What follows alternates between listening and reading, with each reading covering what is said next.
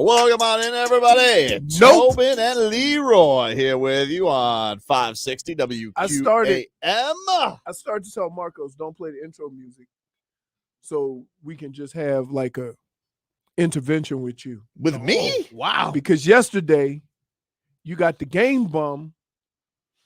You got a oh no. Oh no. Yep. Yesterday for your antics. What do you mean? With the Heat? Instagram, Yep. Twitter, and whatever. Yeah. And I'll be damned if the second we leave the show, you do it again. You're a repeat offender. I mean, just because you guys have an opinion that what I'm doing is too much doesn't mean I'm going to stop, dude. I'm sorry. It is too much. It's not too much. It's not too much. Really? Because why? Because I'm looking at Tyler Herro's Instagram and I'm like, interesting. That's a problem? My favorite part was his response to J-Fig saying you have a problem.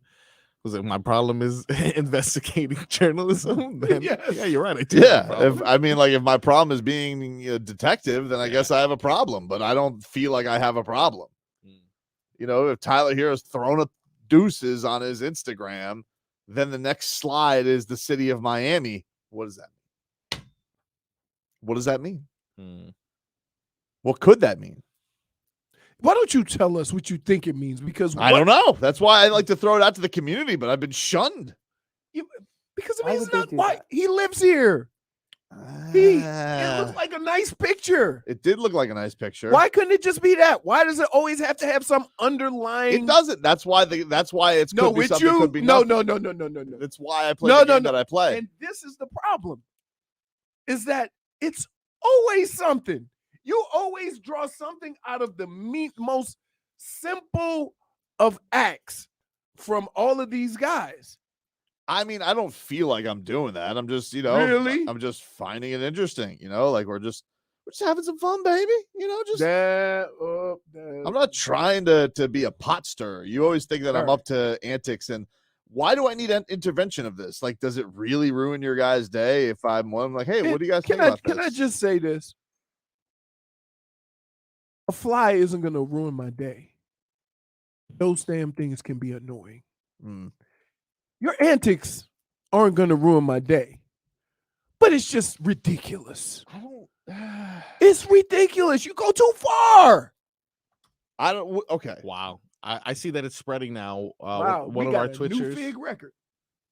Almost. Crowder's Better 666 says, I'm now telling my girl things could be something or could be nothing. She is not amused. Is she? Wait, can I ask him a question? Yes. Is she still his girlfriend? Because that would get annoying really quick. Maybe you go home and tell your girl. She says, "Hey, what's going on here?" Hard to say. It is hard to say though. Sometimes it is hard to say. Dude, let me tell you something. I got a spot for you where she kick your ass out. All right, so like if you're on Twitch right now, I'll put up the post. Our headlines are brought to you by the new Palmetto Ford Truck Super Center. Why buy your truck at a car store? Palmetto Ford. We know trucks. So he throws up on his Instagram. He's like, looks like the water's behind him. Something's going on there. And it just says, as of late. And then he throws up the peace sign, the deuces, if you will, for you kids. And then the next one, it's the city of Miami. Is he saying goodbye? I don't know. Could he be? He could. Wow. He's not saying. So you took from that peace out? Maybe. Yeah. It's like I couldn't rule it out. I couldn't rule it out. Wait. Only you would come to that conclusion. Maybe he thought his switcheroo with Joel Embiid didn't work, and so he's come to terms. Maybe. I don't know. Could be nothing. Could just be a picture he liked. All right. I think we're just having some fun, baby. I'm not going to quibble over this. Could be nothing. Exactly, dude. And we know this has been going on a long time. You know why? Big voice. Usually it takes a while for Big Voice to get, we send it to him. He's already got it. So that means this been going on at least a year ago. Mike Biamonte yelling at me not to trade everybody. I'm pretty sure. I think we have Stop trading everyone. Tobin's a show pony. It's not fair, dude. Really? You think all this stuff is made up? If I don't do it, if I don't just if you didn't do it, what we would have? Yeah, peace. Really? Yes. Huh. So now, which brings me to my next topic. Christian Wilkins. Yeah! Oh, no way, dude. What? Nailed it, dude. Yeah. Wow. Yo, do you win $1,000 for getting it on the button? 15 seconds to spare. Can I just say this? No, let me tell you. Hell yes. I said 10:03. Oof. Oh, if you would have left earlier. Okay. Wow. Oh, my goodness. 10:08 on the dot. Damn it. Wait, can I just tell you? You know what? I'm going to make an announcement tomorrow on Joe Rose's show.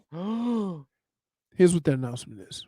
All right. Dear South Florida, J Fig has just left her house. Mm-hmm. Can you move the hell out of her way Nice of you. so she can get there so she doesn't have to leave? Are you 10 minutes earlier? Are you leaving a little earlier because school's back? Or are you going with the No. same time? She's leaving at the same time. Because school back, you got to account for another 15 minutes. Wait. Yeah. 15 minutes would make her 6 minutes early. Oh, I know. So if she had ever left 10 minutes earlier than she left, she'd be on time. He's good at math. He is very good at math. The numbers speak for themselves. I nailed that. That was spot on. Right. That was impressive. That was impressive. Did you leave 15 minutes earlier? Silly human. Earlier? Why? Because there's more people on the road. Shouldn't be. Let me tell you something. I left my house and I get to the little, once you get past Miramar and then go to Miami Gardens and get through there, that's when everybody starts trying to get over to go to 826 or get left. So it gets backed up. And there was an accident. Still got here 30 minutes early. Because you know why? I said, you know what? It's so many more people on the road right now Yes. with school back. It's I crazy. said, school's back. It's crazy. Let me It is leave crazy. 10 minutes earlier. Yeah, it's you have to account for another 15 minutes just because of the amount of people here. Not to mention, dude, I'm going to tell you what the most terrifying thing in the world is. Driving by one of those electric cars, right? Teslas, and seeing people on their phone and not with their hands on the steering wheel. Yep. I'm like, you ain't cool, dude. I hope I never have an electric car. Why? Because it you know what the car be saying? We are running late. Okay. I hope you don't have an electric My car. next one. I hope I you don't like electric cars. Say, we are running late. It just start talking to you. Would it be something you buy an electric car and we program it? I J would Figs, a like- birderer. It just What starts. time will I get For there running today? late. Hard to say. Yeah. Oh no, it's not hard to say. It's not hard to Very say. hard It's to not say. hard to It's say. not- For Tobin. This is what Tesla would say. Figuring that you got here yesterday at 10:05 and you left at the same time, I highly doubt we're going to get there before 10. I mean, come on. What are we doing? Good morning. You know what the streets are like down here. Why is Yeah. this something that always surprises you? And then you come. I Wait. never expect 3 trucks in the middle. It happens to you every going time. 5 though. miles per Wait. hour. You know what? I golf with a guy. We've been golfing for 20 years. And for 20 years, this dude has come up with a different excuse as to why he arrives 1 minute before tee time. I'm not kidding. This he says, "Oh man, I got up this morning. I did my normal thing and I had to go back. Oh, this morning I overslept a little bit. Oh man, last night I went to the Hard Rock." I know all of his excuses from 20 years. And wait, he used to be a professional golfer. So you know how early they get to the golf. He goes, nah. He said, when I was a professional, I would just get there 20 minutes early. I said, that's why you're not a professional anymore. There's too many people here. It's ridiculous. That's why we got to leave early, I baby. know. It's so many people. Early. Look, Leroy, I can't tell when there's a random train. They don't have proper Those schedules. damn trains, Yo, dude. Yeah, Listen. account for that. Wait. That's- Now, Here's I will the say deal. today I did not get no train, but other Here- days I Here's do the get deal. trains. Here's the deal. You have gotten here consistently 5 minutes, give or take, between 10:03 and 10:08. Right? Now, I'm just spitballing here. But It's something usually would say if you leave 10 minutes earlier, then that time gets pushed back. But she'll think that it's like it's no, something else will happen. So It's 10 minutes. possible. It's actually not her fault, guys. It's a cultural thing. Every event, family event that I've been invited to, they always tell me the time, and it's actually 30 minutes after because they know the trick. J-Fig just thinks the show starts at 10:30. Sometimes start at 10:30. So she's For actually you. early, dude. Half the time, No, Leroy's we gotta yelling do- at Tobin the first half of See, the show. True. and that keep was in an mind, invention. here's the other thing you have to understand. I am married to a woman. If you say party starts at 4, she wants to get there at 4. I'm like, hell no. That's not. You can't do That's- that. Can't I'm the not first gonna be at the a first party. one You're there. the first She one at go- the party. Nah. No, I'm not. Because I feel like Robbie. Right? I Mm. can't. I told her, I said, I'm too cool to be showing up at the start of the party. It's true. We'll take a quick break. Back with more after this. WQA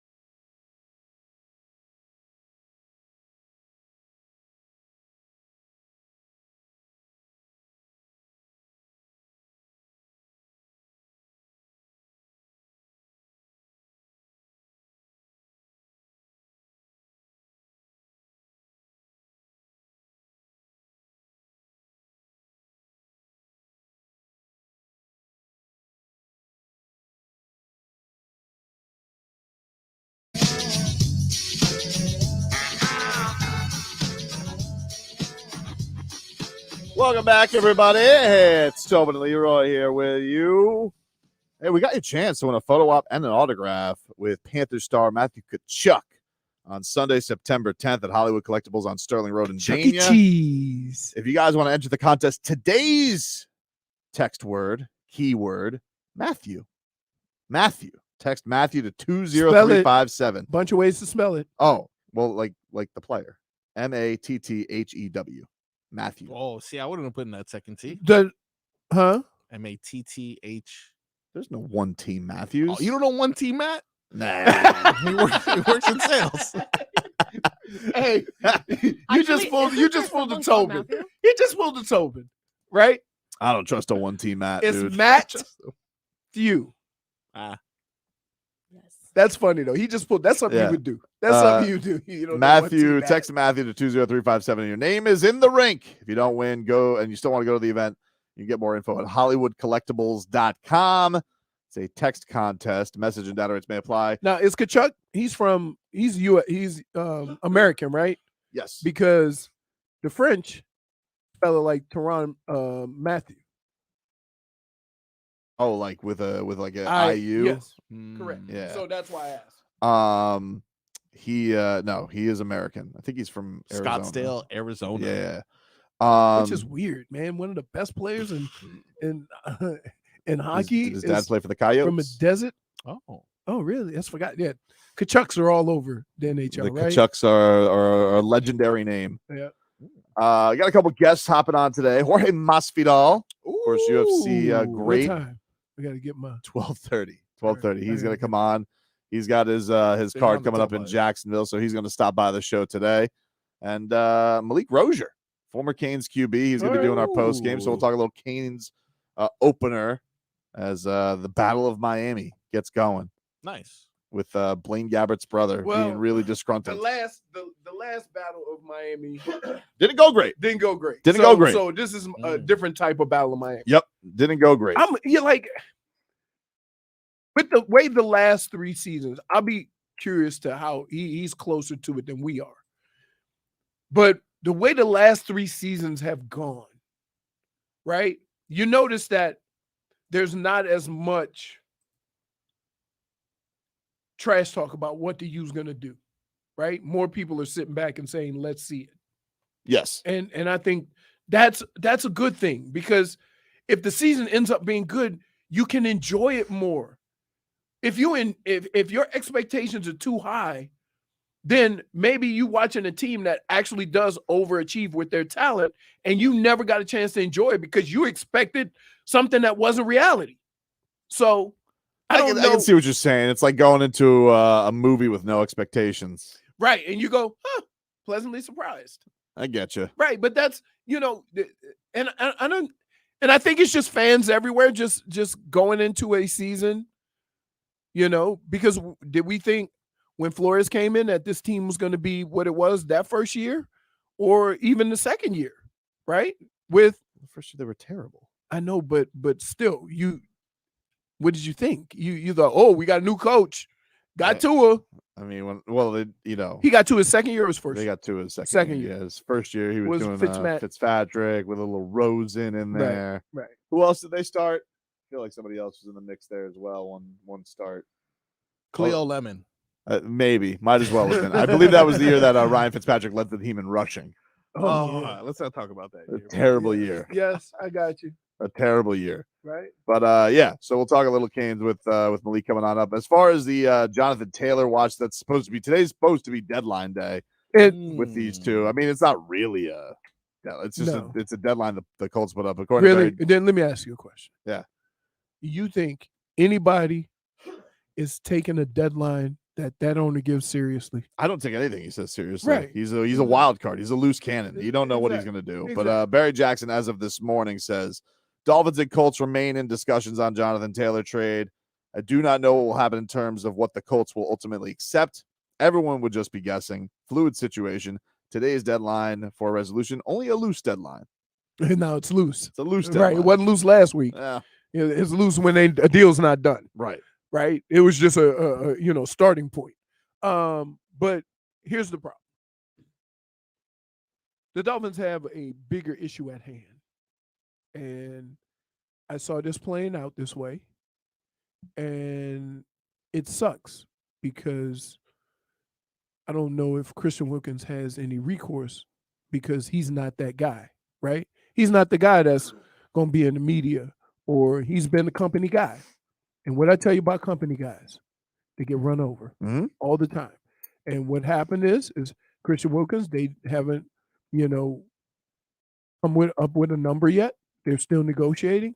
And mysteriously, numbers get thrown out. Yes. And that's the that was yesterday. They started saying, "Oh, it's in line with this, it's in line with that." Right. In line, but you haven't given any numbers. Right. And so that's what they're doing. Which is it's not a move that's unique to the Dolphins. It's like that. It's not unique. That's what teams do. Like once they right. hit the end of a road, they go, "Well, this is what we offered," and then the fans are like, "Oh, you should be happy with that." That's what they want. That's what they want. But here's what I look at it as this. Those guys are 90 for 4 years and 94 for 4 years. Does that sound right? Those the guys who got the deals? Yeah. Is it 90 for 4 years? And let me look. Hold on a second. I sent it to you guys last night, but I forget the exact ones that they put.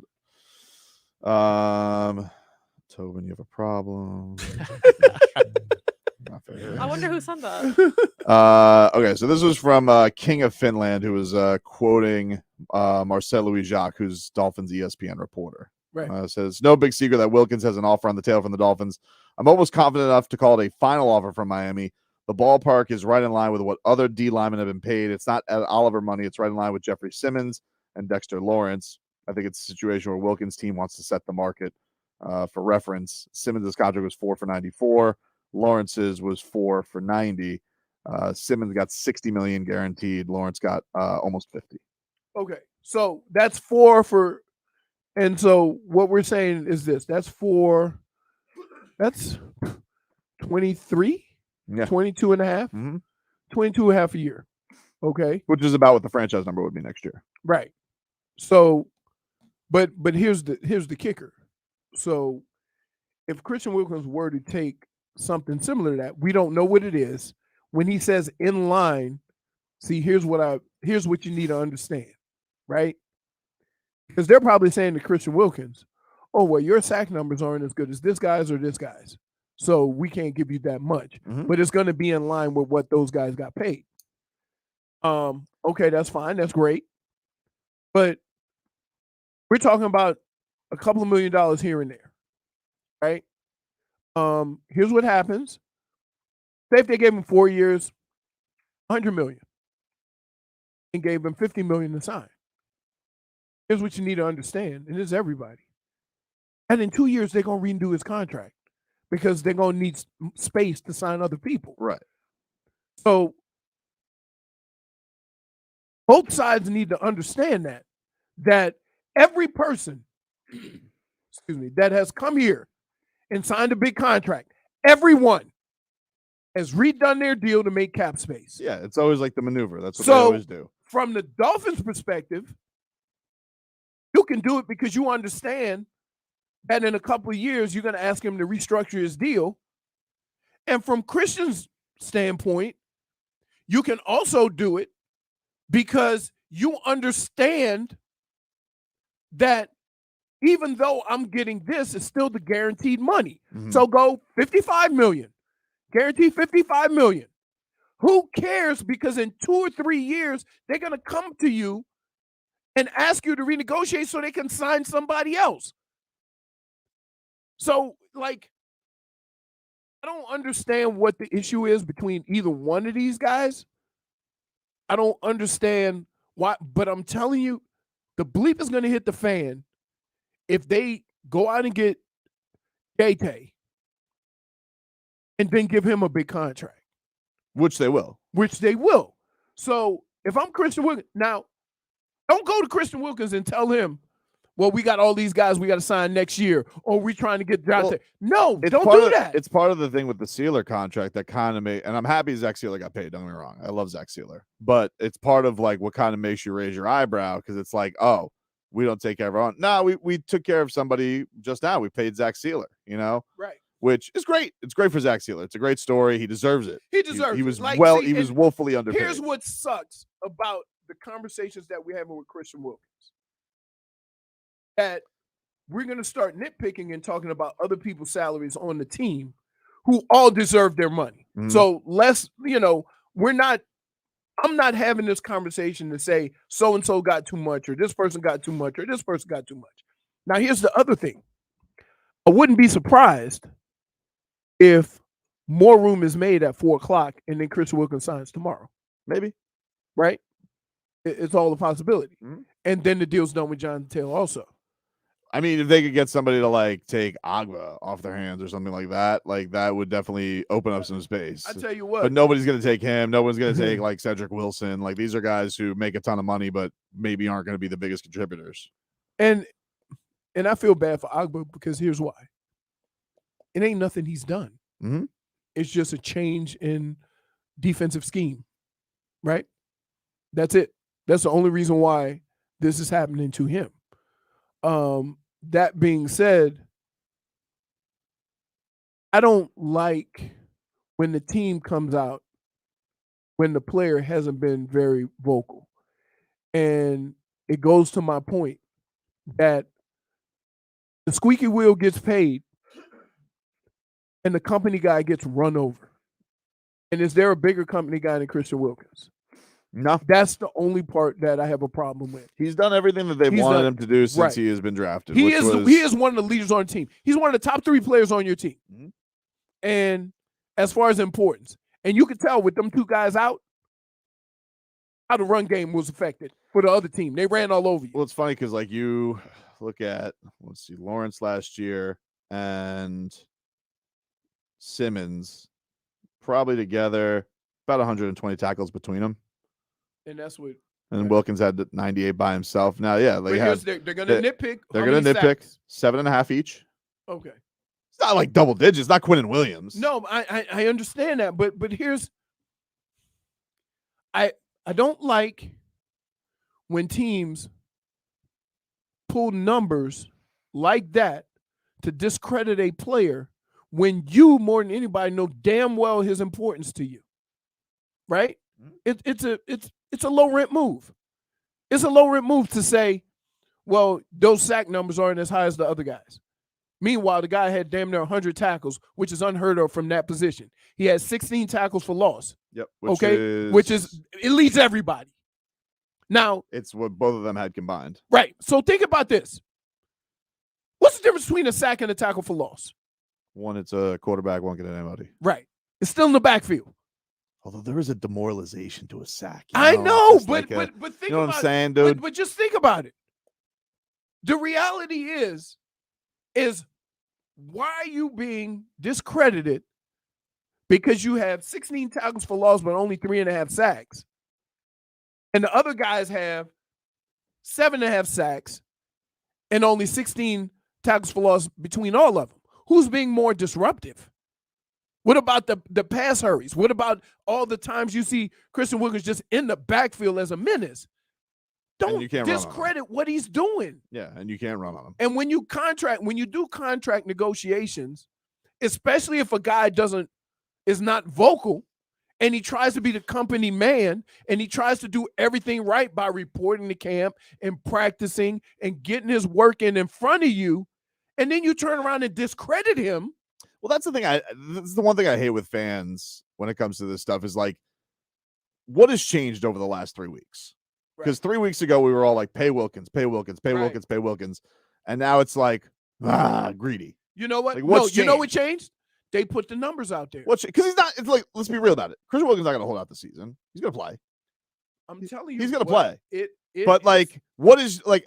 I just want to know from the fans' perspective. You're all Dolphins fans. Everybody loves Christian Wilkins, right? Is there anything to dislike about the guy? Yep. Plays his ass off, disruptive. Josh Allen hates him. He's the only guy Vic Fangio will praise. Right. Okay. So what's changed over the last 3 weeks? Other than you got one stupid rumor about, it's in line with this, in line with that. Nothing's really changed. Like I think we all think Christian Wilkins deserves big money and deserves, to get paid a big hefty contract. It's just like you get through this malaise of the camp and you're just like, oh, nothing's happened. Oh, it's kind of like I think fans feel like every single day Wilkins and Chris Greer are giving each other the double middle fingers. No, And that's not the case. Like, it's not what all he's done is not playing stupid team drills and stupid preseason games. And everybody got hurt and he did go in. Crazy. So somebody said, what would you rather have? A running back who ran for 1,200 yards and 3 TDs or 700 yards and 15 TDs? It's a little bit different, right? In that my last 2 years in the NFL, I had 20 plus touchdowns, but only 500 yards. Robert Smith had 1,300 yards and a couple of touchdowns. I would promise you that Robert Smith was always going to make more money than me, right? Because you got these charlatans like Charles Davis. So it is a little bit different, but when I say when you look at that position, and here's why I say this: being a disruptor, right, and being a menace in the backfield of an offense, you almost have to include all of those numbers, your tackles for loss or whatever, just to show how disruptive he is. And you can compare that with the sacks of other players, but the tackles for loss aren't there. And does that make them more disruptive in the backfield because they have 4 more sacks? No, it doesn't. And we're going to pick and choose because we want, the Dolphins are going to use these numbers to try to skew it towards what they want to pay him. But the fact of the matter is, you saw what the Dolphins run stop looked like without Christian Wilkins and Zach Sealer. You saw that. Oof. Do you want to take that chance? Oof. Exactly. Oof. Now, I don't care about who you put on offense, who you talk about offense line. By the way, everybody's had problems with the offense line. We'll get to that when we get back.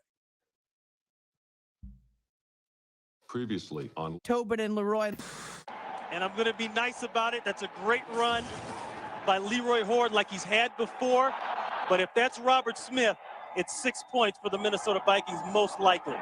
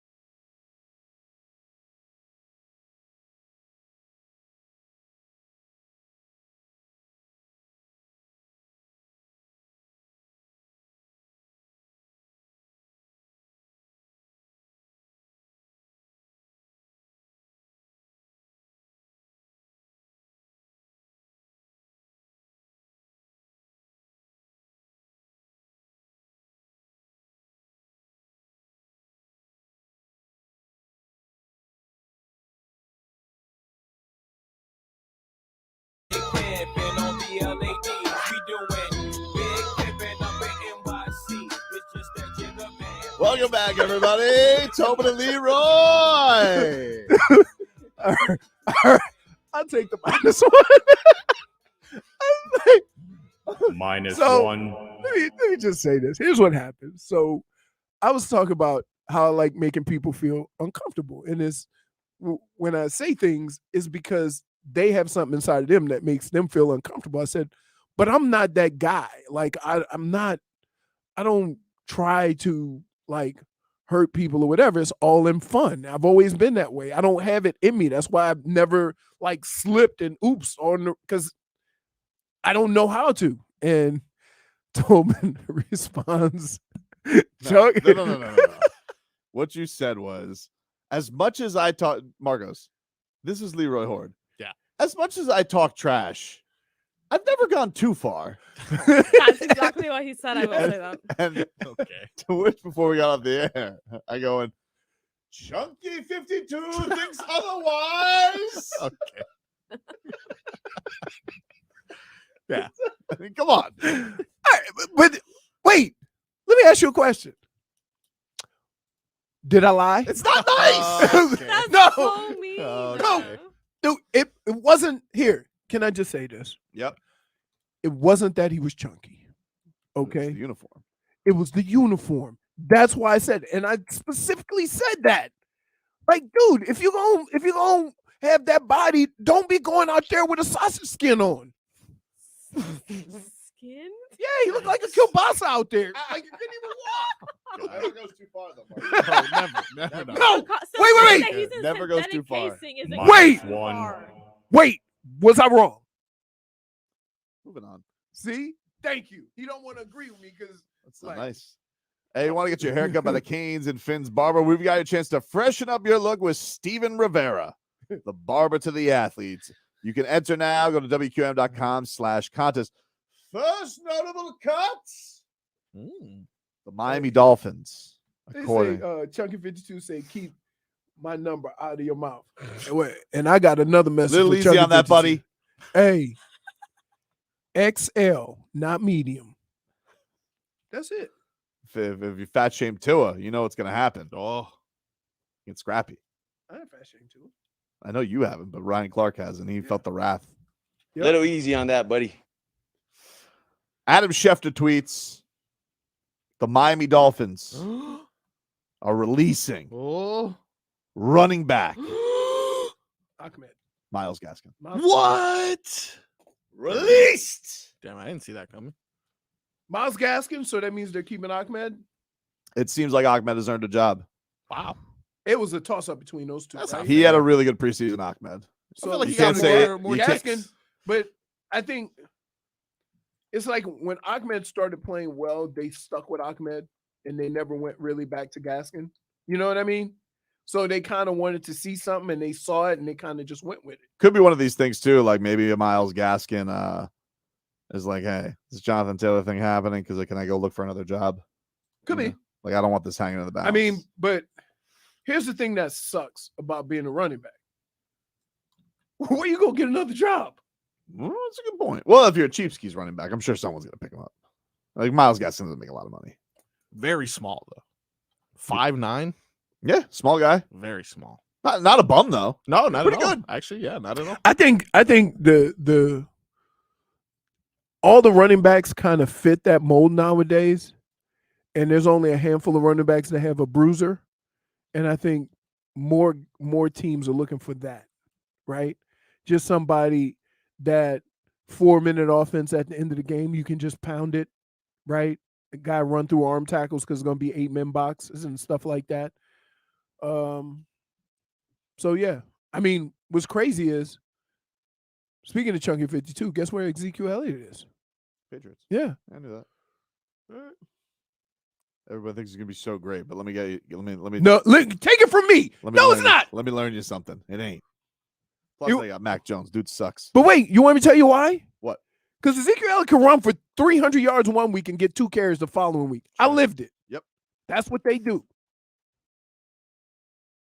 But Gaskin gone. Ahmed makes the team. The one guy I think everybody was wondering about was this rookie Chris Brooks. Everybody's been kind of impressed with, along with A-Chain. We know A-Chain's going to make the team. But here's the deal. They could put him on practice squad. Yeah, maybe. Unless somebody else, unless he tickles somebody else's fancy. What? What? Why in the hell do you think that unless somebody else picks him up? Who? Oh.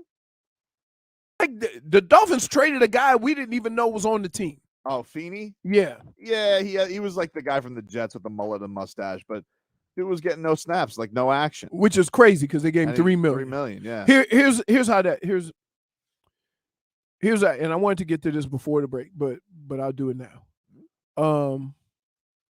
What people have to understand is that I've had conversations with a lot of people in a lot of different cities, and they're all saying the same damn thing about their offensive line as the Dolphins are. I don't know why, right? There's only a handful of teams that are, okay, we got it. Philadelphia, they got it, right? What are the Jets talking about? All camp. Offensive line. Mm-hmm. Cleveland's got it. But you notice the teams that have it, and this is what's amazing to me, and I don't know why this league is so damn stupid. All the teams that run the football really well are not complaining about their offensive line. Oh, look through it.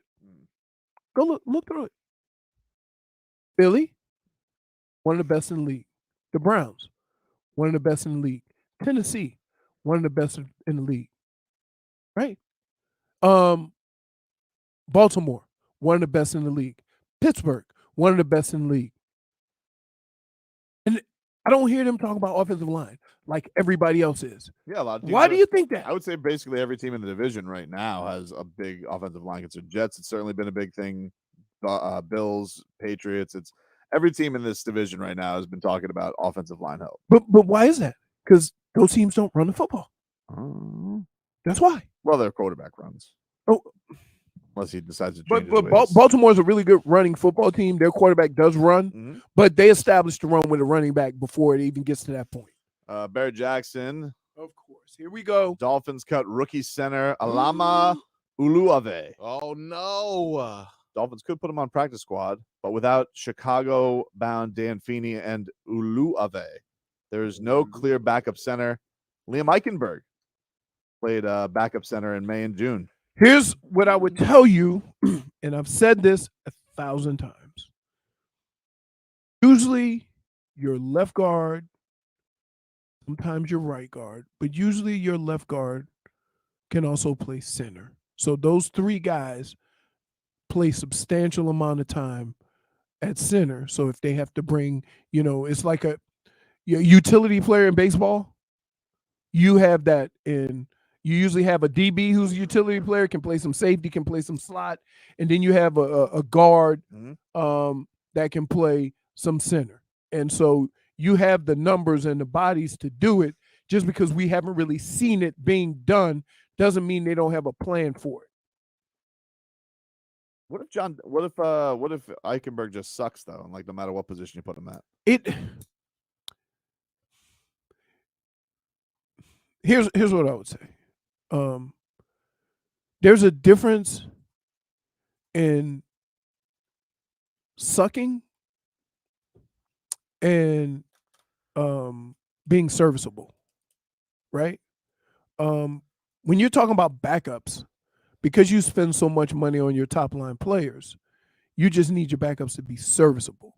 You're not going to get a top line guy as a backup. Well, as a person who nobody I know holds customer service more accountable than you, sometimes serviceable is just bad service. But okay, what is another option? Like what if everybody has the same problem? But like the guy's like a time bomb. Every time you put him out clearly they think more of him than you do. Do they? Do they? What? Listen, he might be a bad guard and a bad center, but that might be the only guy they have that can play both. That's football now. Yeah, but what if they just whiffed on evaluation and the guy's just like, oh, all right, well, this didn't work. They've been watching him for how long? This is third year. That dude, holy smokes. What? That would be a big ass whiff. 3 years? Yeah. No, I think they see something that we just aren't privy to. Like, you have to take that under consideration. As much as you say a guy sucks, as much as he's still on the team, so that means that they see something in him that we don't. And he's hurt. Yeah, second round pick. And he's hurt. Okay. What's hurt? His You pride. can't cut him hurt. You ever thought of that? I'm not saying cut him. I'm just saying, like, just because you're going to move him to center, don't make me feel like that's He's a going to be great. backup. What do you expect from a backup? What about this Ululave, you know? You didn't even know he played for the Dolphins. Stop it. He's a talent. Got a cool name. Yes. Take a quick break. Hour 2 coming up next.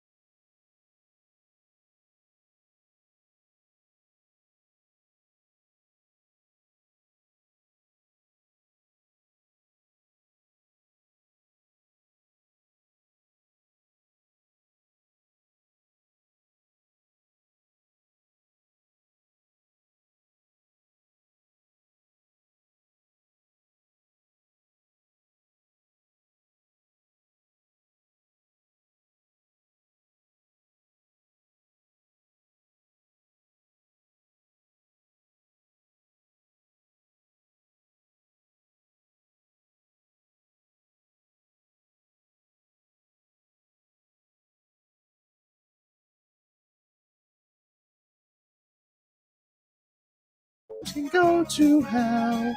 To Tagovailoa, Dolphins quarterback. Daddy loves you guys. Hour Tua with Tobin and Leroy. Check the history of food.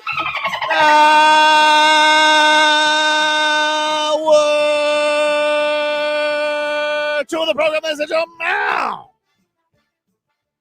Tobin and Leroy here with you on 560 WQAM, taking you up until 2 o'clock here on the show. It is Dolphins cut down day. Potentially is trading for Jonathan Taylor day. It doesn't appear it's Christian Wilkins gets paid day. And we are following it all here with you here. And we'll see what happens with these Miami Dolphins here today. I did see a release that just went by. Raiders have released veteran safety Jaquan Johnson, former Hurricane. So he is released by the Raiders. And listen, Dolphins could use some safety help. Maybe he wants to get on down here, you know? I'm just saying. Keep an eye on it. We'll keep an eye on all the Twitter streets and see what's going on there and see what's happening with everything. We were watching a clip during the break of Hard Knocks coming up where Randall Cobb got fined for a block. And I was like, for a block? Yeah, they called a blindside block on him, and Aaron Rodgers made fun of him. He's like, what do you think this is, 2014? Okay. Times have changed. Can I just tell you, it's rough on them streets. Interceptions, passes, head your on the head had swivel. to be on the swivel. I know I told y'all I hit my own guy one time. Y'all can't yell my name out there on the field. Somebody got to get hit. He had it coming. No. I had rest in peace, Michael Jackson. Mm. Yeah, but yeah, he said, Leroy. Like, I thought he was saying, watch out. So I saw a flash. Boom, hit him. He's like, damn. My bad. Because, you know, you get a little shell shot when you, as a running back, you get hit on every play. Right. Somebody give you a flipper, or you getting tackled, or you got a block. So, yeah. And then we used to have some repeat offenders. Like, you laid on the ground till Ronnie Lott went over the top. Every play. So you're like Jimmy Butler on the court, like Yes. peeking Yes. over. You peek, look, you lay on the ground, you hold the football. Shh. All right, you can get up. Well, no big moves so far other than the Miami Dolphins have released Myles Gaskin. That's their big cut so far. Oh, there's gonna today. be some bigger names, but here's the kicker. Here's what you need to understand. When they get down to 53, that is not what the roster is going to be next Sunday. No. Because they're going to make some moves. They're going to pick up guys on the waiver wire. And then you got the practice squad guys. I would be shocked if they didn't sign a couple of offensive linemen, right? I would be shocked if they didn't bring in, a couple of linebackers, maybe a couple of DBs, just guys that they can develop and see where it goes. Getting some headlines brought to you by the new Palmetto Ford Truck Super Center. Why buy your truck at a car store? Palmetto Ford. We know trucks. I hope Uber drives one of these. Josh just goes, JT day. We don't know, man. We don't know. They're trying to do that mystery team thing. I don't believe it. Hey. I don't believe mystery team. We don't say that. Sorry, JT day. Yeah. There's only one JT in the Miami Dolphins. OJ McDuffie has spoken. Yes. But yes, they're talking. Now they're trying to say there's a mystery team. I don't believe it. You know what that is? That's Indianapolis saying that. Mystery team. Dark horse team. Dark horse team. Like, stop. There's no team lying in the weeds. Like, look, there's one thing. We can think on one hand the amount of teams that could possibly be interested. And it's not. So if we can think of that just by looking at rosters and offenses and figuring out what they're going to do, right? So can everybody else. You know it ain't going to be the Jets, right? You know it ain't going to be San Francisco. Nope. You know it ain't going to be Philadelphia. So just work your way up. It ain't going to be, you know damn well it ain't going to be New England. Nah.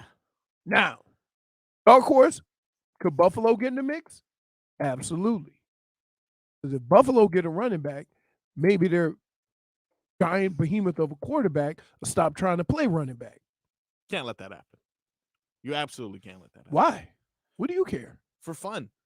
The Jets No, got you Dalvin so you Cook, spend they got spend all Jonathan that Taylor. you spend all that money for fun? I just think that the thing that Gotta have fun. I think with Stephen Ross, like Stephen Ross is going to pony up big money Yeah. and he'll make splash moves. That's funny because that's also something I said when he first took over the team. He does spend money. That you guys want an owner. Listen, he's a lot more popular now that he doesn't do press conferences. Oh, and doesn't talk. Yeah. And you know what's funny? I had a conversation with him. He's not he's a very confident guy. Very confident guy. He just steps in it. Right. You know what? It's one of those things that, when you want to say something good, right? And you want to give a great positive attitude about your situation and where the team is heading and all these things, and it comes across as too much. Mm-hmm. That's kind of what he does. That is what he does. You should recognize that. Dude, we say too much. I would never say Joe Philbin has qualities of Don Shula. No. Wow. I would never say that. No. I would. What? But you would call Jonathan Taylor JT. I don't. Well, I mean, that's his initials. Nope. JT. There's only one JT. Fair enough. Can you give us a weather update from the Demesman and Dover Law Firm? YourAccidentAttorneys.com. Free consultations 24/7. Call them up at 866-954-MORE. All right. So we got the hurricane off the West Coast. It's going to be heading up to the Panhandle. Buckle up, boys. It's coming. Closer between Tampa and the Panhandle. You know the deal. It's mostly cloudy with some sun peeking through. Little peeky poop.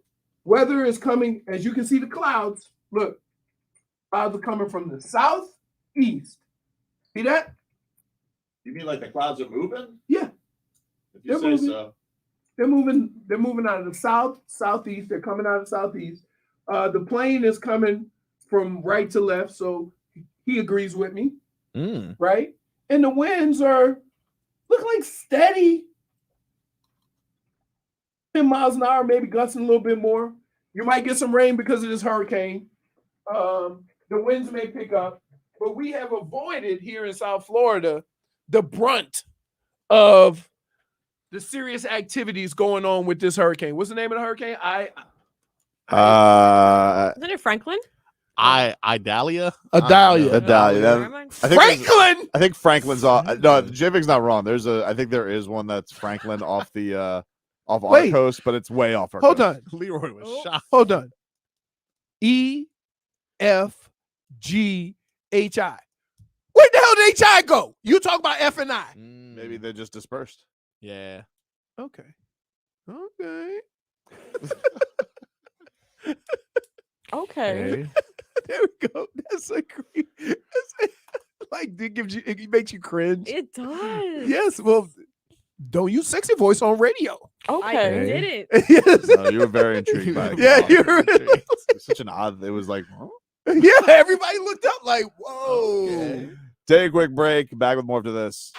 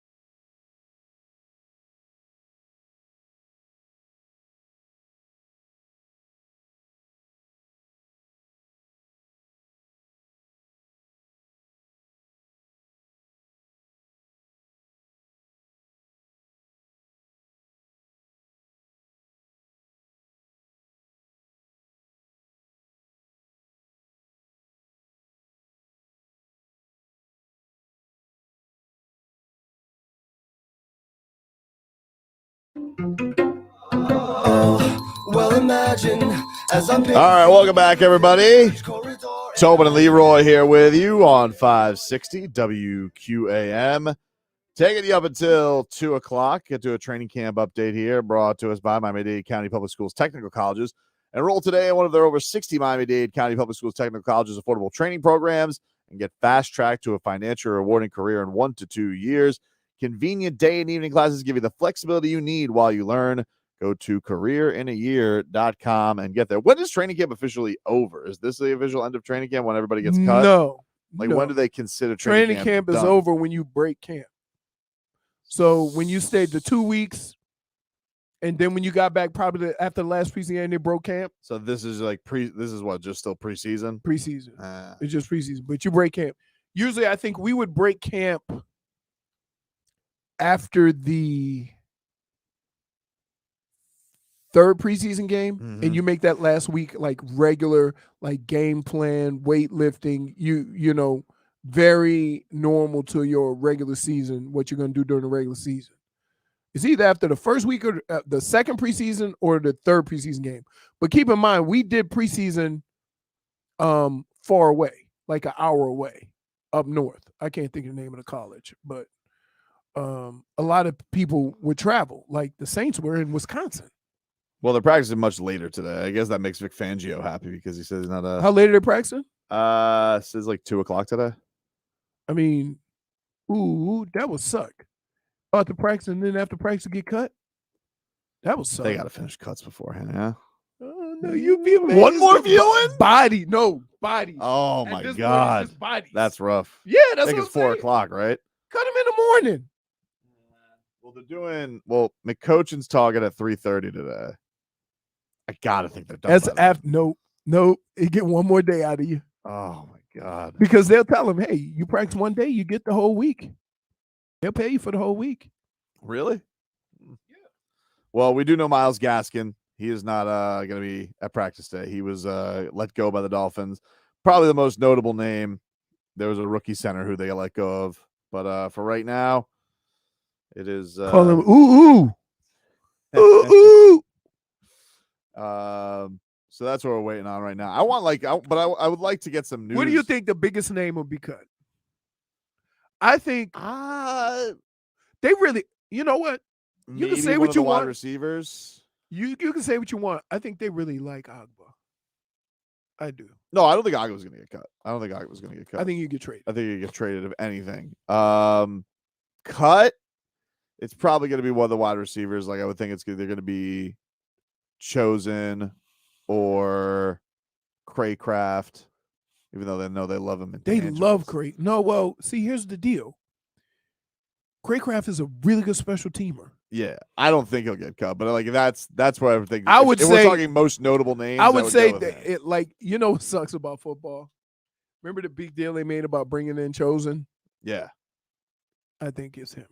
Yeah, he gets. I can't think of anything that, you know, hasn't been like jumped up. I mean, like, look, if they had their ways, they'd probably cut Cedric Wilson, but he makes a lot of money. And nobody's gonna trade because he ain't played. Nah. Keep in mind, he was here before. He got here before Waddle and Tyreek, right? He was here. Get here. They signed him before the Tyreek trade happened. Right. So like they went in with this idea. He probably went in with this idea he was going to get a lot more opportunity. That being said, even with the opportunities he's gotten, hasn't done much. So I would say at that point, and here's what's interesting. Depending on who they cut and how much could make room for Christian Wilkins. See what I mean? Mm-hmm. And so usually with all that talk, things seem pretty calm. Mm-hmm. Like Christian Wilkins hasn't lost his mind yet, which I would have lost my mind. Just based on how they're discrediting the things that he does for this team. That being said, I could see him getting taken care of at the end of the week because they cut some money, make a little bit of room. Because you only got to free up probably $3 or $4 million to sign him, and then you got, You bring in Jonathan Taylor, right? So we'll see. It'll be an interesting one. I really wish, the idea, though, I wish I want some action. That's what I want right now because I'm tired of mystery team right now. Hold on. Mystery team doesn't do it for action for me. Here's the deal. The only action you need right now is Christian Wilkins being signed. Any fodder right now will do on cut down. Because I would tell you this. Christian Wilkins will make a bigger impact on this team than Jonathan Taylor. He will. I'm not disagreeing with you, but it doesn't mean I don't think just because that may be the case. Yeah, it doesn't mean they're gonna. It doesn't mean they're gonna make the move. They may have made their final offer to him. Yeah. If that is the case, right? And so, they may have. And by the way, they may have done this before pursuing Jonathan Taylor too. They may have not moved off their final offer. They've just been nope, that's our offer. That's what we're going with. Yeah. And it could cost him because he may go and have an amazing year. He may have double-digit sacks this year. Maybe he has 8. But here's my thing. What if he plays that way? What if he plays only for the sacks? Because that's the only thing you reward him for. Then you've done this. It seems like it is. You've done this to yourself. Are concerned. Right. I personally think that here's what's going to happen to Christian Wilkins this year. That, like all the other guys that move around, right? They're going to move him around a little bit and create mismatches along the line, defensive line of scrimmage, and not in just that one spot. Yeah. Because if you say, we got to double Christian Wilkins, and then you move him around, it causes chaos on that front offensive line.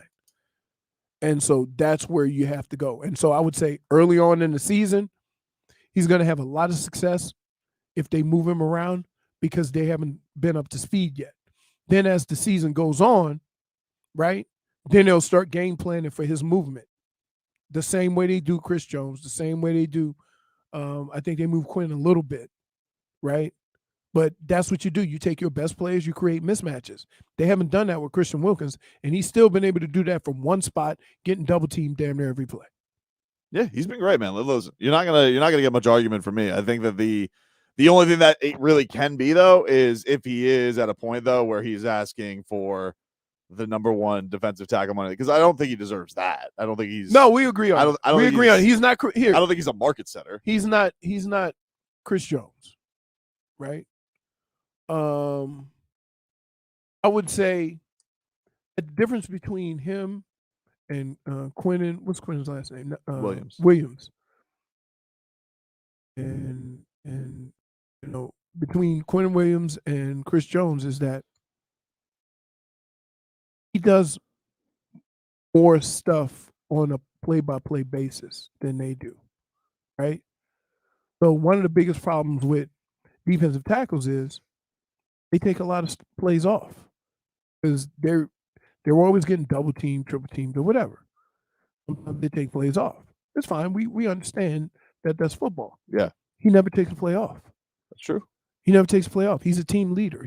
There's so many other things. You want to talk about intangible things that he does, then you're going to just discredit it? Like, come on, man. Enough is enough. Well, I think also from his perspective is if this is a situation where they bring in Jonathan Taylor after giving him a big contract, you think about he has seen in his Dolphins career them set the market for highest paid running back, set the market for highest paid wide receiver, set the market for cornerback twice for highest paid. Right. Offensive tackle, one of the highest paid with Teron Armstead. So why now all of a sudden the money's dried up for the owner? I think that's probably the perspective that you have. If I'm Christian Wilkins and I'm annoyed, it's not about any of the talk. It's not about any of that. I would say, I'm the guy you choose to take this stance with. Right. I'm the guy. Right. I've been nothing but. That's why I tell people all the time. Listen, the only person that loves a company man is the company. You do not benefit from being a company man. You don't. Nobody gets paid in any. Nobody's ever said, you know what? He's done right by us. We're going to do right by him. No, they never do that. No. You know who they take care of? The guy that holds out. The guy that just makes a stink. The guy who does the James Harden. Those guys get taken care of and get exactly what they want. Told you what And he if should've you done. don't start taking care of players, you ain't gonna have guys doing hold ins. They're gonna just stay their ass at home because they realize you ain't gonna do nothing. Told you should have given Mike McDaniel a swirly. Swirly. Got to bully him. Should have given him an atomic wedgie, hang him in the locker. Atomic wedgie. Bully your coach, dude. Bully your coach. That's what he should have done. You're taking Wait, advantage. you know what he would say? What? It's not my money. And not knows many. It doesn't hurt if there's a bully around. He might push the issue. But I'm just saying, like, come on, man. Like, and without knowing what they are, you notice. They didn't mention the actual number they offered him. They use other players and say it's in line with those guys. Yeah. Right. Which that's you know what that Which is not surprising that it comes around this time because right. you know, I think Chris Greer is speaking tomorrow, so like he'll be asked about it and he'll say something to the effect of, you know, we love Christian, we're trying to get something done, blah blah blah blah blah. Yep. And then we'll move on. Because I don't think Christian Wilkins is going to hold out this year. He'll play football, and you know, it may be his last year as a Dolphin. So then it's all going to be kind of focused on like, hey, can they kick enough ass to be elite this year? But I think it's not like he's going to hold out the season. No. Sucks Which, again, company guy not holding out. What does the team think? We got time. Right. Right. Because they do have time. I mean, like, in all honesty. But if he wasn't there. No, but here's the thing where the Dolphins have him. Like, they could franchise him next year. And what's he going to do? Not play for $22 million? But it's gonna hurt him even more. That's What? my point. That if they franchise him, it hurts the team even more because now you got to make a whole bunch of more decisions to get under the cap with that $20 million. Mm-hmm. Whereas you can at least play games with the numbers now. If you give him $22 million a year right now, you can make it look like it's not $22 million. Right? But if you go, it's like hard cap. That's hard money. So now you're going to play this game again next year? Because guess what? The price ain't getting cheaper. And I would say he's not going to do it as cordially next year. No, absolutely not. We'll take a quick break. Damage is done, my friend, is next.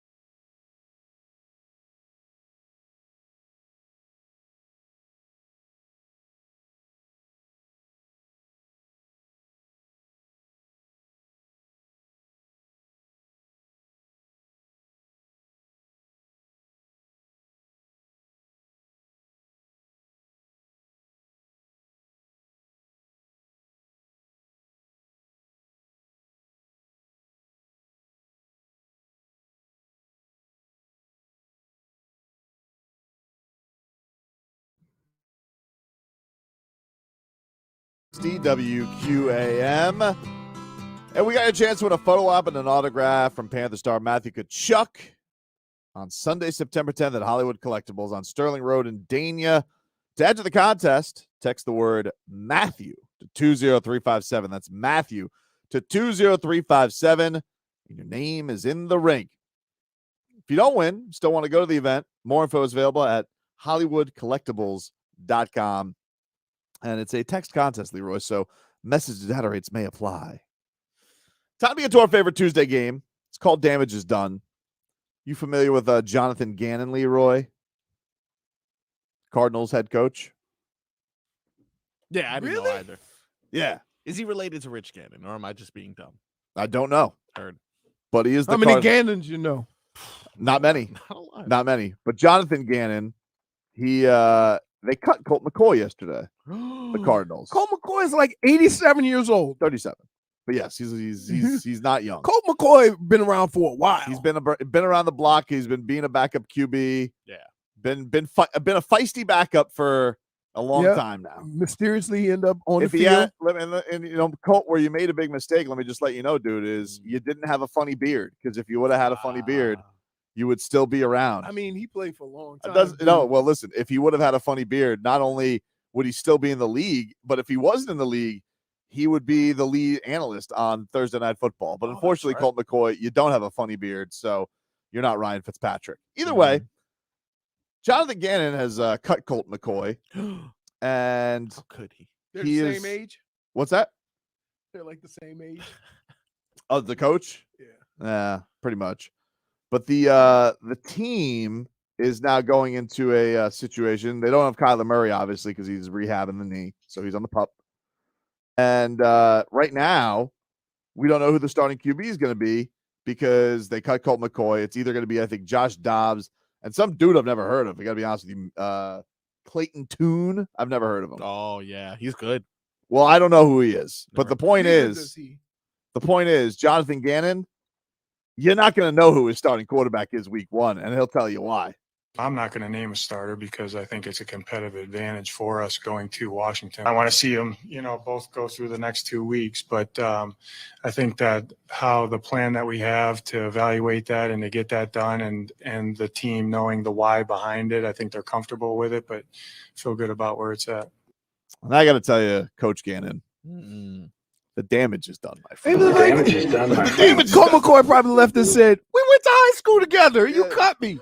Cut him. And so, listen, Josh Dobbs, Clayton Tune, whoever's the damage is done. You don't have a competitive advantage on the Commanders one way or the other from a sneak attack.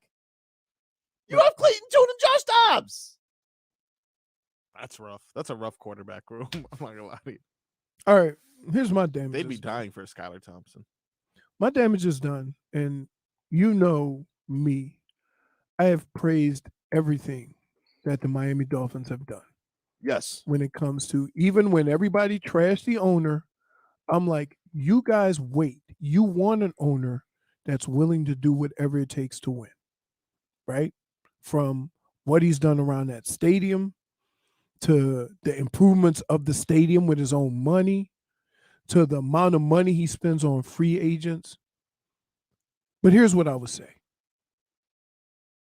You have a very classy person that plays in your organization. Handle him with class, right? Don't go back door, leaking information of how much you're offering him. Go talk to him. And the fact that today, here's what you're going to hear. Well, I don't know where you got that information from, right? You're going to hear that for sure, because they're going to try to save face. But they wanted to put it out there to see if the fans of the Miami Dolphins are as gullible as they think. But the damage is done. We're hip to your game. We know Christian Wilkins need to be paid. We know Christian Wilkins has been a stand-up guy. We know he has been a company guy. Take care of your company guys. Jennifer? Damage is done. Other than traffic, what damage is done today? Traffic. The fact that You expect to leave the same time every morning and get here at a Can different I time? just go on and just say my damage is done? Yeah, that's, Oh, that's, okay, that's probably good. Cool, thank you. All right. The sun? Okay. Since the sun has been doing a lot of damage this summer. Yes, it has. Subjectively a point for Leroy. Daycare workers. Daycare. Oh, Daycare. terrified You- children. you got a kid? Halloween mask. Oh. Last year, around this time, mind you, not even October, they decided to go around the daycare center and terrify children wearing a scream mask and telling them, "You better clean up. You better behave good." Ooh. All while Really? laughing, and all those children were terrified and crying. And guess what? What? Did you think you were not going to get in Reprimanded. trouble for this? Did you think you were Ooh. not? Did you think you're going to get away with it? Did they get in trouble? So they're going to court. Oh man. Oh, the kids' Damage parents is are done, my suing them? friend. Yeah. They have been punished in court. Wow. And you guys know how I'm Judge J Fix. So Yeah. the damage is done. Is there anything less surprising than Jennifer drinking a beverage that's called liquid death? It's water. Yeah. Sure. It's not. it is. It's water. I know what it is, but like, Yeah. if she's gonna have a beverage, While doing this, it's gonna be called liquid death. Damage is done. If I'm going to drink water, it's going to be liquid death. Marcos. Really? Man, it just seems like My damage is done. is to the person that walks around with a watch lighter. This is totally He's convenient. out here trying to get all our damages. My damage is done goes to a certain security team. You guys know who Ronald Acuna Jr. Yeah, Yeah, hot dog I and saw that. hot dog and prima donna thinks everybody's out to get him. Okay. Well, these people may have been actually out to get Oh, him. really? Here is the video footage if you're on our Twitch or YouTube, Miami 560 WQAM. I'm giving my damages done to the security team because, as you see, there is one fan already on him, 3 people to take him off. The unfortunate part, there goes another fan, guys. 2 fans, now Acuna's on the ground. I was very confused for a second because I thought the chunky 52 guy, I thought that was the fan. That was a security right? guard. No, that was a security guard. That was Get his, his ass. that was kicked. his method of, okay, Look. you see a fan there, and then the other guy's Wait, like, why is he hugging him though? let me get his legs. Wait, he's not letting go. Let me Wait, get his legs. Acuna's like, he's not letting me go. Yeah. I don't know, but I do want to understand. Like, Wow. Okay, there's more. Ronald Acuna got knocked over the fat guy. So there's 3 guys and 2 guys. 2 There's guys. 2 fans. Then and- why? Wait, why is one of the security guards holding on to Acuna? And I just has one question for Ronald Acuna in this situation. Yeah. Because you're not to blame for the situation. Obviously, you shouldn't be interrupted doing your job. But why did he go limp like a jellyfish? Like, just let him get him off me. Because you don't look. Wait, one guy's got his arm around him, right? Look, arm around him. So why this guy goes low and clips Acuna? Pretty sure that's on here? Marcos going for the legs. Gotta go for the Wait, legs. that over enthusiastic fan, Oh yeah, he got taken out. he just got happy to be there. First of all, you're right, Mark. Look at this. Wait, dude, you are way too big to be that weak. Look at that guy came up like he was gonna do some What damage, is- looking like the dude from King of Oh, Queens, no. God. right? Good What's luck. his name? Kevin James. Kevin James. Yeah, Look at him right there. Unfortunate. Wait, and here comes a catcher. Yeah. Here comes another security Oh, guard. thank you, They teammates. throwing hats on the ground. Damage I is wonder done, how my friend. plastered these guys had to be to do this, though, right? Because Acuna was saying they were just asking for a picture on the field. Yeah. But, like, you got to be some kind of Dude, skunk I'm drunk. telling you. And you run a football game, Oh. and we in the huddle, somebody goes, watch me go clip him. They gonna They take were- him out. You know They what they gonna were take him doing? out. They were drinking too much liquid death. That's what it was. Liquid death don't get you drunk. It's It water. does. There's No, a it different doesn't. brand. There's a hard seltzer liquid death. Really? There is sparkling liquid death though. Oh. Oh, it was at Coors Field, so they were Somebody said you gonna talk. You gonna start talking like PJ Tucker. Nah, if it was at Jay Figgs said, he said, okay. PJ Tucker, he always had his liquid death with him. Yeah. But, But that was a team thing. No, it wasn't. Yes, it was. I It don't think murders It was a your team thirst, thing. guys. He's the only guy I saw bring liquid No, death. they all had it. No, they didn't. Okay. It was a team thing. I promise you. on murdering their thirst and recycling their souls. Well, it wasn't Coors Field, so it's probably somebody on the edible. Oh yeah, well, Like it makes sense then. Wait, no. When you eat edibles, you don't want to kick the crap out of somebody. They didn't want to kick. They hugged him. They didn't hugged kick him. the crap They out of The him. one guy wouldn't let go. They thought he And was a then- tree. And wait, hold on. I love you, Ronald. Dear security guards, It's a giant. dear security guards, if you are ever going to save a player in any sport, the worst place you could go is by his knees. You never want to go low on an athlete. That's like that injury can't be fixed no time soon. Imagine that. Imagine if he gets injured on one of the security guards who try to go low on the other guy. That's It looked like it. it's a hefty fine. You can't find him enough. We'll take a quick break, get you caught up with your headlines. Jorge Masvidal is going to join us next hour. We'll also speak with Malik Rosier, get into some Canes as the Canes open up their season on Friday. Back with more after this.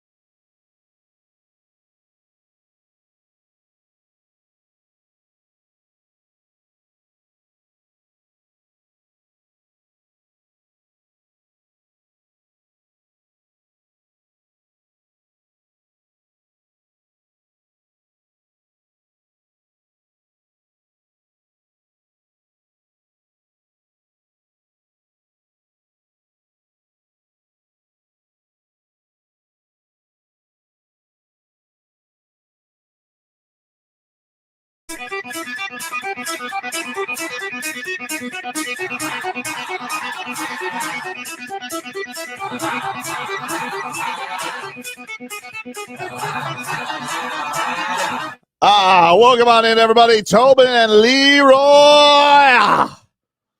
Happy lunchtime, everybody. Woo! Take you guys up until 2 o'clock here on the program. Let's get some headlines here brought to you by the new Palmetto Ford Truck Supercenter. Why buy your truck at a car store? Palmetto Ford. We know trucks. What's on the truck? Catch-up delivery. Catch-up delivery, dude. Oh, dude, the Dolphins moves. Then the Twitter is moving fast, dude. Twitter is moving Here's what I would fast. say. I would say this before you get into that. You pretty much have an idea. This team, I think they know who's staying and who's going until they get to like 60. Then you got to start figuring out who does what, how we're going to keep him. Can we move him? Can we hide him on practice squad or whatever? Twitter is moving fast, You baby. know, Give me I this- think all we my want is the big 2.5-year-old names. daughter just tweeted a report. Can I try my thing now? Go ahead. Twitter is moving fast, dude. You know, I think my 2.5-year-old daughter just tweeted a report. Thanks, Dad. Dolphins are releasing tight end Elijah Higgins per source. 6th-round pick converted to a tight end, likely going to be on the practice squad. Back to you, Dad. What? There you go. Mike McDaniel's baby, NFL Insider. Breaking news. Breaking news. Elijah Higgins. Cut. Damn. Tight ends, man. So who? Okay, so that leaves. They got Tanner Connor. Yeah. Who I think is going to be the starter? He's not going to be the starter. No, it's, Durham Smythe's going to be Durham the starter. Smythe. Tanner Connor's going to make the team. What happened to Shaheen? Stuck in my head. And if you missed it, Myles Gaskin. Cut. What? That's where we're at right now, dude. Rough, man. Mike McDaniel's baby's on it. He's really on it. I think it goes like Woj, Shams, Baby McCoachin, and then Schefter. Yep. Oh, yeah. Smoking Schefter. Yeah, You know, when the old get old, they just don't tweet as fast. that's right. Or they don't tweet at all. Pretty wild. The baby's so young, it refers to it as X. They still ever figure that out? If what? What are we? Because we still call it Twitter. We still call it tweets. I mean, there's nothing to figure out. I mean, I'm not calling it X. Okay, so you have figured it out. You're not. Yeah, I'm not calling it X. Like, it's Yeah, I'm Twitter. not Like, if doing I that. look right now on my home screen, it says twitter.com. Nah. So until, and by the way, X, like, what, you know, like, what are we doing here? You know, that's going to lead down a bad rabbit hole for people. What does that even? Musk. What do I even call like the so and so releases an X report or like? See, this is just That just strange, doesn't sound dude. good. Just sounds We weird. just say Twitter. Do you think when it comes to mystery team today, like Mike McDaniel's going to Ooh. reference his baby insider? Ooh. What? You ready? Mm. Brooks Koepka has been selected for the Ryder Cup Why is that a big deal? because he's a live golfer. I thought that was over. No. Oh, I thought Hold they on, merged hold or on, hold something on, hold like on. that. Didn't they merge? Wasn't it like a huge thing like months They ago haven't that gotten they- there yet. They agreed to talk about it. Dude, that story's over. Live versus the PGA. Live. Live golf. Like, he already won. But guess what? They lost already. The live guys who won all the important tournaments. PGA lost. Who's the only guy still holding out? Rory? Damage is done, my friend. There's no more. They're getting ready to work out something out. That's But what I'm still, saying. that was a big deal. Was it? To have Brooks Koepka be named to the Has Ryder Cup team Ryder Cup even like has it affected anybody in a ban so far? Mm. in a ban. Yeah, like nobody's been banned from Ryder Cup. No, but the thing was, you don't get points to automatically qualify. Oh, please. Ryder Cup, Schmider Cup. It is a big deal. Is it? In case you're wondering, I don't think it is. It's not even in the It's- top 5 cups. it's bigger than Myles Gaskin getting cut. Oh, okay. Dude. Not according to Baby Okay. McCoachin. Sources say mystery team still trying to get in the Jonathan Martin talks. Jonathan Taylor talks. Jonathan Martin. Whoops. Oh, I wasn't even live for that. Back to you, Dad. Classic. I wasn't even alive for that. uncomfortable. That being said, bullying's still not nice. Still not nice. Not nice. Still Not outlawed. nice. By the way, did you guys see yesterday? Although, weren't you promoting bullying last segment? When did I do that? Said that they should have given Mike McDaniel a swirly. And bully the coach. I'm just saying, if Christian Wilkins wanted to move the deal along, he should have probably bullied his coach a little bit. I didn't see you proposing that when Brian Flores was coach. Well, I mean, Brian Flores, He's I wouldn't mess with That him. was big. You know, unless Mike McDaniel's been doing some jujitsu with with Tua. I don't know. He still weighs $150. That doesn't matter. There's Yes, still it does. no, It it does doesn't. look generous. You could get those ankles. There could be some swift moves. I can just let a little chihuahua run up on my leg. Oh, they got him for 180. Mm. You don't think that there's so let me get this straight. You don't think there's a 160-pounder in the world that could take you down with mixed martial arts? Yes. He ain't coaching a football team, though. What if what if he's learned some He ain't skills? There ain't nothing he can learn between now and my death that's going to get him to be able to come and take me down. Speaking of babies, did you see what Tyler Herro tweeted out? So Tyler Herro tweeted out or posted on Instagram, posted a photo, and it's like an Etch-a-Sketch, right? And it says, "I love mommy the most until daddy averages 26," which is funny. I'll take that. Good job. That's funny. So, like, not only do we have Baby McCoachin doing reports, but we're having baby goat demanding daddy up his average to 26 a game. Which I believe he was at 21 last year. Jump 5 points. 5-point jump. That's quite a bit. It is quite a bit. The only way that can happen? Free throws. No. Oh, No. it would help. No. Happened in Portland. It would happen if he got traded. Yeah. Because if they bring Dame here, he ain't getting that many shots. Oh no. Right. So No way. like I'm if just Dame being, was on the team, no way. I would Right, say his I'm scoring just- average probably gonna go down. I'm just like, make sense? Yeah. Yeah. I love the fact that the dad, like the baby, I don't love you. You got to average 26. You got to average more than Julius Randle, you bum. Jesus. I honestly cannot stop hearing that. Stop it. Every time you say Well, something, he should have told us that his daughter was an NFL insider. It's true. You know? I think my 2.5-year-old daughter just tweeted a report.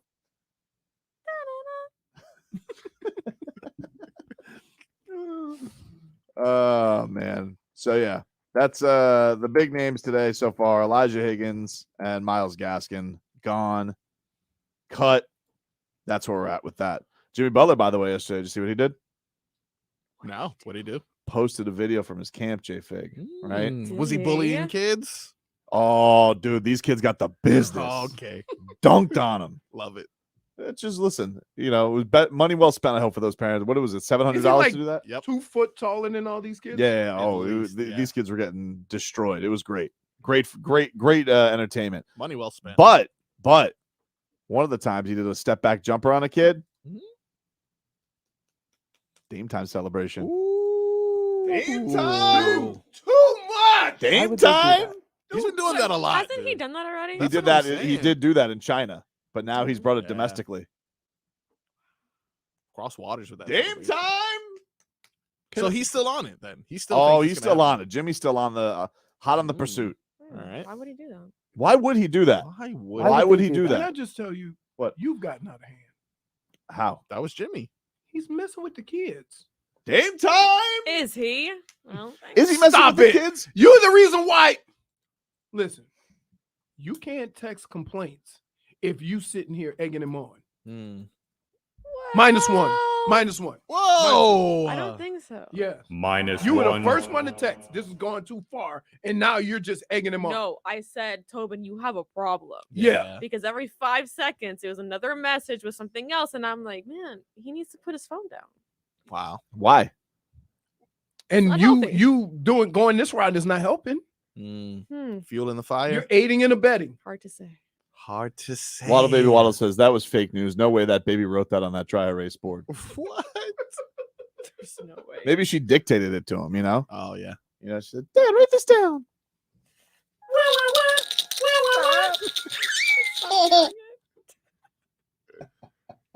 I would say this. I wouldn't be surprised if Tyler wrote it. That sounds like something he would say. I'm sure he did write it. I'm sure his 1-year-old didn't write it. What? But she may have said it to Spoiler him. alert. They ain't talking that much. Oh, you don't know that, dude. Some kids are Talking real to the point he chatterboxes. knows how much daddy is averaging. Mhm. So you saying the 1-year-old looked over and said, "Mommy, I love you, Mhm. but I love daddy more if he scored 26 at 1." No. Average 26. Yeah, average 26, dude. That's different.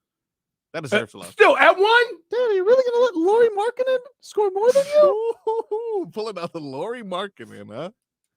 Gonna go with All the I'm easy saying, one. Dad, is DeMar DeRozan's a lot older than you, and he almost had 26 a game last year. Jesus. What school is this kid going to? I'm sure Baby Goat can get in some really good classes. He going to dude. school with young Sheldon. Yeah, dude. This Kristaps Porzingis is really good. Sorry, Dad, not gonna love you till you average more than Pascal Siakam. Okay. Oh gosh. I just want Child's to a talker. make a stink. I just did. Daddy, you know what we have in common? You make a stink about money. I just make a stink. Take a break. Back up to this.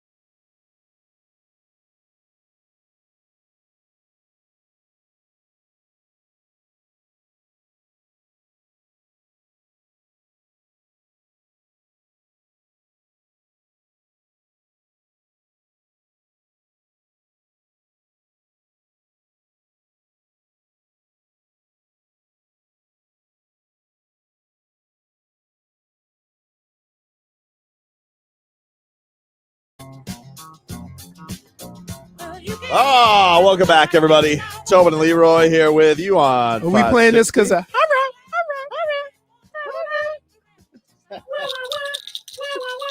Breaking news. Quarterback Jackson, tight end Eric Saubert among those expected to be cut today by the Dolphins. Back to you, Dad.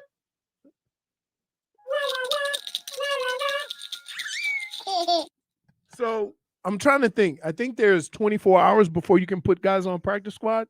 Yeah, because they got to clear waivers. So it's going to be chaotic. Yeah. Be a chaotic. So, like, You know what's crazy? Hmm? No offensive lineman to be in the watch. No offensive lineman will be cut. Everybody's looking for offensive linemen. So you might either pick one up thinking you can do something different with them that they couldn't. But for the most part, I don't get it. If you're an offensive lineman and you're cut, do you get to like double dip? Like, let's just say, you make whatever and then you clear waivers. Like, do they have to offer you a brand new contract or you just get the minimum? If you got cut, depending on who you are, they're going to give you the minimum to go to another team unless there's competition. That's what I'm saying. Unless two teams won. No, but then is it offset if you had money or is it double dip? No, because guys that signed a free agent, you snooze, you lose. You get cut, you don't get nothing. Well, dude, just think about this. At 4 o'clock today, there are going to be approximately 1,600 unemployed NFL players. Right? 1,600. That's like crazy. I'd be calling the XFL immediately. That's the same amount of people it would take if you put 2 people on every radio station for the 3 time slots. You still wouldn't have enough radio spots to put all the NFL players for Odyssey. Well, they've cut so far Saubert, Higgins. So is it like going to be Julian Hill, Tanner Connor, and Smythe will probably be their tight ends. And they might only keep 2. Maybe. Julian Hill had some nice moments. But I'm just saying they might only keep 2, and you don't know. One of the reasons, and let's be clear, sometimes they keep people on their roster, not because they're even going to use them, but because they want to put them on practice squad, but they don't want to do it right now because they know somebody else will pick them up. So you keep them. It happened to who's the quarterback last year? Skylar Thompson. Yeah. Well, that's Same why thing. they got the roster spot. Yeah. Right. So who you got to protect and who do you think you can right, get back? Exactly. So there's so much more than whether he can play or not. Because again, of those 1,600 guys, other teams look at him and say, "Ooh, I hope they let this guy go through. Ooh, we can use him." Right? Sometimes system works better for players. I'm guessing that, and it's weird because, like I said earlier, the teams that don't complain about offensive line help run the football a lot, right? And so I'll be interested to see how many teams scoop up as many offensive linemen as they can. Because I think the guy that the Dolphins just got to get picked up pretty quick. The center? Finney? They didn't cut him. They traded him. They traded him. Okay. They traded him to the Bears. But he didn't really play very much. He was right. That's why. Yeah. That's the thing everybody's wondering though, is because they don't really have a backup center other than Connor Williams, who by the way, I will say with Connor Williams, you made this stinking mini camp, right, dude? You tried to make a show pony environment. You made a stink. Mm-hmm. At least when Christian Wilkins came to camp, you know what he did? He wrecked shop, all right, and then he shut it down. You've come to camp, and all you've done is snap it over to his head a gazillion times. So why don't you get your snaps together before you ask for more dough, huh, dude? True. At one point, he was No, I'm the just only saying, like, person holding you're it. going to have the audacity to sit here. And I'm not a guy who usually calls out a lot of players. Believe me, I'm not. But, like, it's a little obnoxious that this Connor Williams, you weren't even a center, dude. Okay, they made you a center. Then you come here and you're like, "Oh, I want more money, me. And what have you done? You've done nothing but be off the money with your snaps all camp. Get your snaps together. Did you really just say? Yeah, he did. What did I say? I'm not a guy. I'm not a guy who gets after players. I'm not. I'm a pro player guy. You have bummed about 15 players. The deserved. But it says you. If you're among the deserved who get a little TTL, that's just how it is. But I just found it hilarious. So you found a loophole. It's not a loophole. I just found it hilarious. This guy was holding out for money. I'm like, holding out? You weren't even a center before you got here. And now you want to hold out? And now he can't even snap the ball. How do you know he wasn't a center? He wasn't a center. He was a guard. And they made him a center. It was the first time in No, his career. but how do you know he never played center? He Again, didn't. I He can't didn't. tell you enough. Because he was a guard. I can't tell He you didn't have any enough. snaps at center. I can't tell you enough. You can say all you want, but I'm telling you, he wasn't. Guards and centers are interchangeable. Okay, well, he wasn't. He was a guard, and he came here, and they made him a center. And you want to know what happened? What? Then all of a sudden, he wanted to make a stink about getting paid, and now he can't snap the ball anymore. Fat cat, dude. But He you wanna didn't know get paid. Nah, it's you know what it You is? can't do fat cat unless he gets paid. It's one of those things. It's an entitlement fat catsy. That's what it is. Oh, the rare. Yep. The rare entitlement fat catsy? Is that what you just said? Catsy. Okay. You know, you ever see a cat that's got a real bad attitude? Yep. That's Connor Williams right I don't now. mess with That's cats. right. Get your ass and Cats snap. are too sneaky. Do me a favor, Connor Williams. Snap the ball correctly. How does Scooby treat cats? Probably petrified him. He looks like a rat. Jesus. Okay. -1. Why do you gotta go there? Attack my son Wow. dude. like that. Wait. He actually had a haircut yesterday. Oh, nice. Very nice. Now he really looks like a rat. Now he looks like a Okay. beautiful rat. For sass. Why do they? All they need to do is cut around all the openings. That's it. Connor Williams wants to hold out for more money. How about you hold on to the football? So here, Almost got Tua killed last game. here's the deal. Thank God for jiu-jitsu. While people are talking about and discussing who's going to do what in the offensive line, the Dolphins have a plan. So whether you know that plan or not, whether you know that, they only have one center or they only have one, they have a plan for what they're going to do. So relax. They know. Well, if the plan is to put more pressure on Connor Williams by making his backup Liam Eichenberg, I don't think that's a great plan. This is the guy you're going to try and replace me with? Oh, wait, I just snapped another one into the stands. Hold out. Can't even snap correctly. You done? That's ridiculous. I thought that was a ridiculous holdout at minicamp. Like, the balls on this guy It really is true. to man. hold out. Wait, when you told me so-and-so's hold out, I say, who? Exactly. He's the lamest holdout known to man. If you got to And say he's- who, He's come into camp and done nothing but snap it over to you his know, head. they probably said, hey, no, just don't. Come to work. Sit here. Like, what do you think? Shaquille O'Neal is your quarterback? Snap the ball to Tua. Connor Williams. Have we ever seen a worse holdout case? I'm trying to think of It's one. the lamest one of all We time. haven't seen anything worse. Huh, really, you guys discovered me being a center, and turns out I was kind of decent at it. I'm going to hold out. Yeah. Scooby's catching strays like J-Fig catches birds. Okay. Oh, here's a good one. You can't make a stink if you are a stink. Fair point. If you stink. If you they said. stink. Take a quick break. Jorge Masvidal is scheduled to join us next.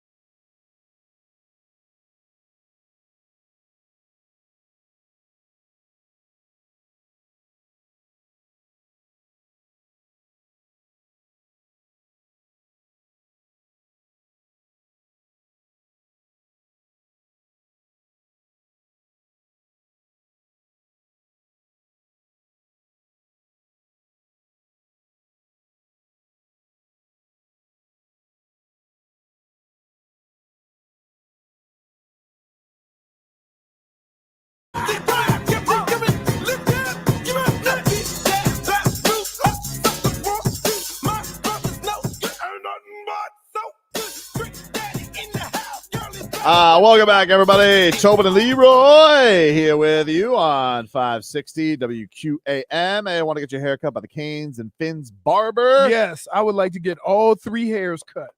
Well, listen, man, we can freshen up your look with Steven Rivera, the barber to the athletes. Enter now at WQAM.com/contests to get that going. Malik Rosier, speaking of Canes, he is going to join us coming up next hour.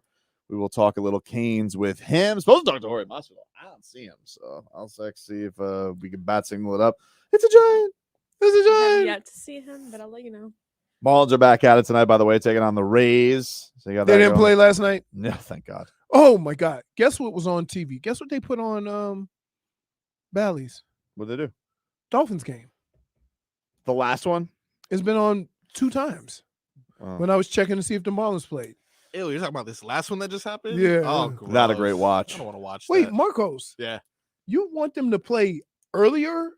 No, I don't. Preseason games? I don't want no preseason games. Let me get like a. That's the last thing I want to see is a replay of preseason. Can I tell you one thing that's really got me infuriated? What was that? You know, like I hate lists, you know, right? But I love to hate on lists. We What are you looking at me know like that for, J-Fig? You call me a grump. Because this You hate on. always happens, and then you rage on for the next. First of rest all, the I don't even understand what this is supposed to be. What but is it's the like- list of? First of all, It's a list of NBA front office folk. Okay. And it's called the Danny Ainge system. What? The Danny Ainge system. Yeah, the Danny Ainge system. Crazy. Why is it called that?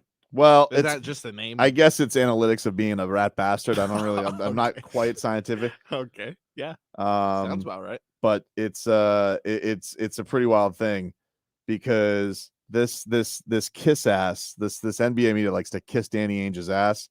They had the audacity. Leroy, I can't believe this. Okay.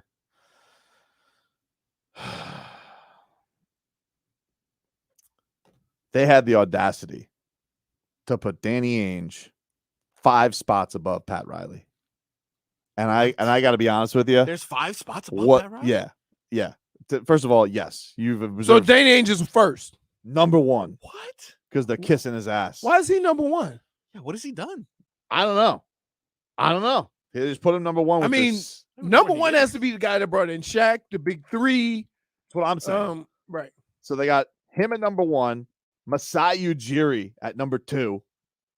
What? Congratulations, you got Kawhi for a year. All right, Masai Ujiri. What? Joke. Brian Wright. I mean, with the amount of talent that he'd have found, Who the hell is Brian Wright? Spurs. What? Which, What by have the they way, done? what have they done? Just tank? Literally Congratulations. the worst record, dude. What is this? Clearly not a current day ranking. What is going on? well, did you look at the date? What do you mean? Did I look at the date? Is Did it it- even yeah, what this came out today. Then This is confusing. I give Danny Ainge credit, but I really blame Minnesota because they're stupid and they gave up so many picks. James Jones at number 4. I mean, he's a Heat lifer, so I can't Wow. complain too James Jones they have above James Pat Jones, Riley. who's basically done the same things that Pat Riley has done, just not as many. Kevin Pritchard, who runs the Pacers right now. What? Kevin Pritchard, wasn't he a coach? Peyton Pritchard? Not Peyton Pritchard. Hmm. I wonder if they're related. Is Kevin and Peyton related? Too young. Who? Kevin Pritchard is too young? Kevin Pritchard is born in 67. Quick math, Leroy. Go. 56. Jesus, this guy's good. No, I was born in 68. Okay. Yeah, I guess I guess Peyton Pritchard could be his son, but Well, how old's Peyton Pritchard? 25. Yeah. Why? I don't know. I don't think they're related. Yeah, also the Gannons, I looked that up earlier. Not Nah, related. not related. Yeah. But number 6, Pat Riley. Gross. 6. Gross. 6. You kidding me? He's just, let me get this straight. A guy who is just finding people out of nowhere. Gabe Vincent, handsome. Max Strus, handsome. And just getting these guys millions upon millions of dollars. This guy is behind Danny Ainge. What did Danny Ainge do? What has he done? What has he done? Nothing else right now. Pat Riley's got triple the championships Yep. of Oh, this were guy. you supposed to answer that? What has he done? Because I mean, It was you got rhetorical. You got Marcos for that. What has he done? That's what I want to know. Danny Ainge. I'm sick of this. This disrespect. The audacity. Yeah, there you go. That is actually probably one of the more disrespectful because we come out with a lot of lists that have been disrespectful. Yeah, it's ridiculous. This one is probably right at the top.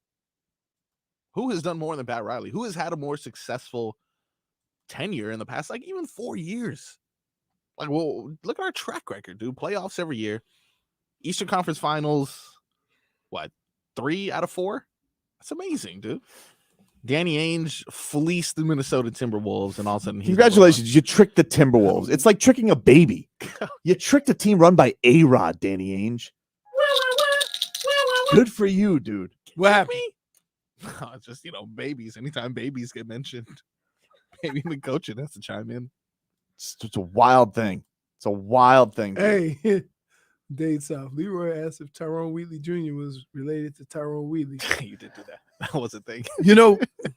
Not for nothing. Just because you got the same name doesn't mean that's if the two Pritchards aren't related, that means that he could be a junior. His dad's out there. Listen, he could be related to Peyton Pritchard, any Pritchard out there. You know where he shouldn't be? He shouldn't be anywhere close in relation to Pat Riley on a list. True. I found out with that Isaiah Thomas thing. Sometimes including the last finals, Pat Riley has been involved in 25% of the NBA finals. What are we talking about? Wow. Danny Ainge. Wow. Like, are you high as a kite? Yahoo Sports. What an appropriate creator of this list. Bunch of yahoos. What has Danny Ainge done, like, at all? Like, even in his playing career? Danny Ainge is so great. Why isn't he still running the Celtics, huh? You ever think about that? Why is he on the farthest depths of the NBA being in Utah if he's so great? Why did the Celtics kick him out? You think Pat Riley's ever going to get kicked out of the Heat? Never. And you want to sit here and say, oh, Pat Riley, sorry, you're not on the list. Get the hell out of here. 6? 6, dude? Ridiculous. You're doing it again. What? What am I doing? Complaining about lists that don't mean nothing. I was very upset to see this, But you did exactly what they want you to do. They got your attention by a dumb list. But what are we kidding? And you're reacting to? We're kissing this guy's ass for what? This is the whole point of why they make a list. So you could do this. Guess what? I'm not doing it. I'm sorry. I'm just upset by it. Danny Ainge. What are you upset about? You never put Danny Ainge on a list ahead of Pat Riley. Ridiculous. Let's talk to our guy, Jorge Masvidal, on the Toyota of Hollywood guest line. Shop hundreds of Toyotas indoors in one of America's largest showrooms. The Toyota of Hollywood on 441 between Hollywood and Sheridan. Gamebred Jorge Masvidal joining us there. Big-time promoter now. Coming up September 8th at the VyStar Memorial Arena in Jacksonville. He is putting on a bare-knuckle MMA card, Leroy. Junior Dos Santos against Fabricio Verdum, two of the greatest heavyweights of all time. Jorge, thanks for the time, man.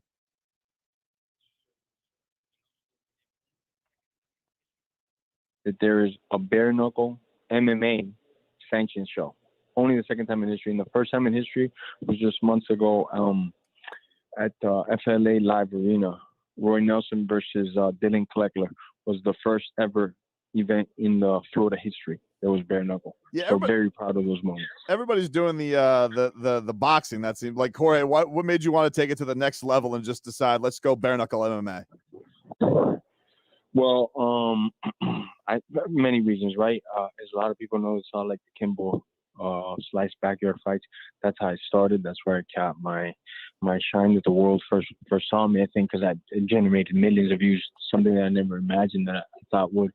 So that always stuck with me, and it's also the closest thing to combat. It's like the realest form of combat. It's also how the UFC started.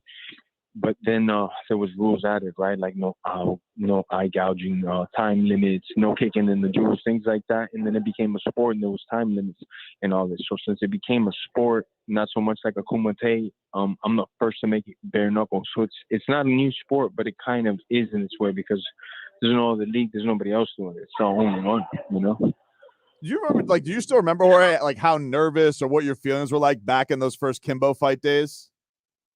I mean, you know, I'll tell you the truth, and you'll think I'm a complete liar, but I used to get way more nervous for grappling competitions at like a Naga or like a wrestling tournament, anything like that. I was like way more fucking nervous and like so dialed in and focused for anything striking related.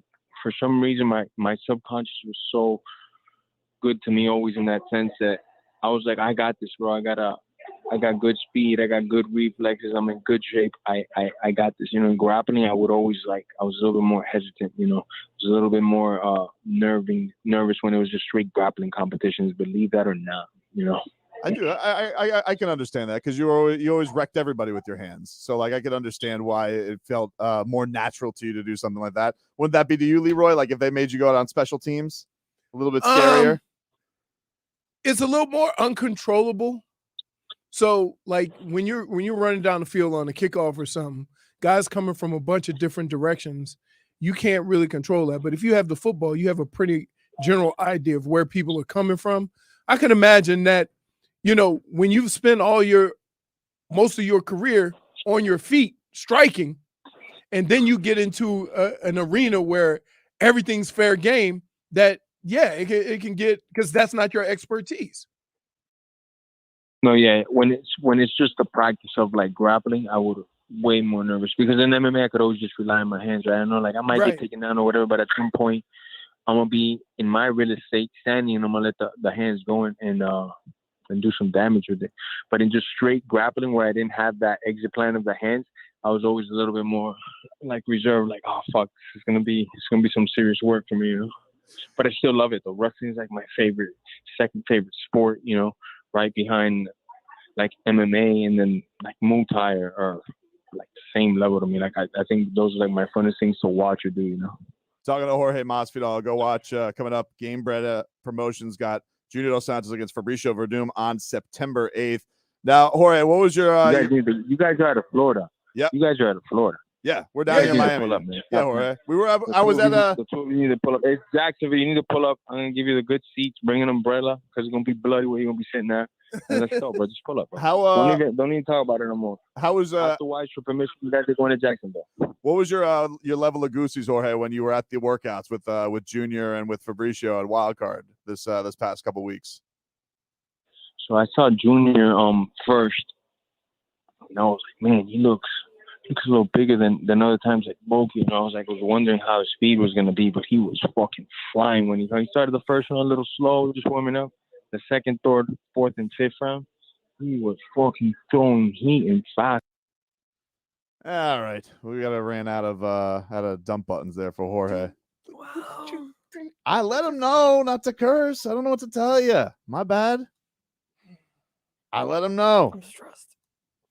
My bad. Oh, he's calling back. Let him know that Jorge can't curse. He's not listening. 8 times. It was 4. Yeah, it was 4. How many dumps bumps we only do we have 3. 2, 3, 2. 2. Yeah, but we had a space out between us, so I think we were okay. The Twitches aren't they don't count because it doesn't dump on Twitch. The Twitches are cursing. Dump, quick. Dump. Imagine how stressed Robbie would be with that. No, I'm sitting here. I'm stressed. Why? He's not going to do it again. Jorge, what's up, man? What's up, man? Sorry, man. Call just dropped. It's all good, buddy. It's all good. So, so the workouts were fun? Say that one more time. You're breaking up. The workouts were fun with Junior and Fabricio? Oh, man. Junior was flying. Then I got to see Fabricio. And, like, the way he was freaking kicking the pads, the dexterity, the explosiveness he still has, it's crazy. And we all know that on the ground. I mean, this is one of the sport right now on the ground, whether he's on top of a guy or bottom. This is one of the most dangerous heavyweights of all time, submitting people. And now there's no gloves. So it goes for the grappler and the striker because they don't have these big, bulky gloves in certain positions that you can just grab onto them and kind of stall your way out. Now, if you're in a advantageous position, you have a lot more chances to finish because you don't have these bulky gloves to stop you from getting the hands in particular places and finishing the squeeze, you know? So the submission rate goes a lot higher when we take the gloves off. That's something else we noticed. So I can't wait, man. I'm really, not because I'm a promoter or nothing, but I'm really undecided on who's going to win this fight. Sometimes I wake up thinking it's going to be Verdum with his grappling. It's a tough one to call, man. I would imagine without the gloves, like you just said something that just took me for a loop. You said without the gloves, the grappling is easier? Because it would seem like you don't have anything, no grip. You know what I mean? No, you have much more of a grip. Really? You have Okay. nothing obstructing. You have nothing obstructing your grip. And now, if I was in front of you, I could show you a lot better the visuals. But when you're behind me on certain positions, like if somebody's behind you trying to do the rear naked choke, and you grab, like, let's say their glove, the actual glove, Right. It's a big Okay. pad. It's a 4-ounce pad glove, so it's 4 more inches that you have to sneak into like a tight place. And on top of it, I could just grab that and install it. Okay. When you're behind somebody and you have the same chokehold, but now you don't have gloves and it's just your slippery hands, it's a lot harder to control an individual sweaty hand than a hand with a glove. Okay. That no matter how sweaty you get, you still have grip because it's a glove. I got so you. the dynamic changes dramatically for finishing, for submissions. Jorge, this past weekend, Max Holloway, Korean Zombie fought. Really great fight between them both. What did you think of that one? Two legends. I've been watching Korean Zombies. Man, I can't even remember since like freaking not K1, but what was he in Dreams? I think he was in Japan, destroying, killing people. Came to WEC, was killing people. I mean, I've seen him his whole career. Huge fan of Max. I think those guys are both legends, future Hall of Famers. It's just amazing, man. And Max literally shows again he's one of the best 45ers that ever walked the planet. At some point he's gonna have to fight Volk again. I feel, because Volk is Volk, and Holloway's still gonna be there. You know, now Ilya's in the mix, so I'm definitely excited to see Ilya versus Volk. It's gonna be a great fight. And then the winner of that fight, Max, I think, you know. You like that Max feel deserves it. that feeling that Korean Zombie had the walking out when, you know, it's over. You just had this, you know, you just had your retirement here with the Smash Success show in Miami.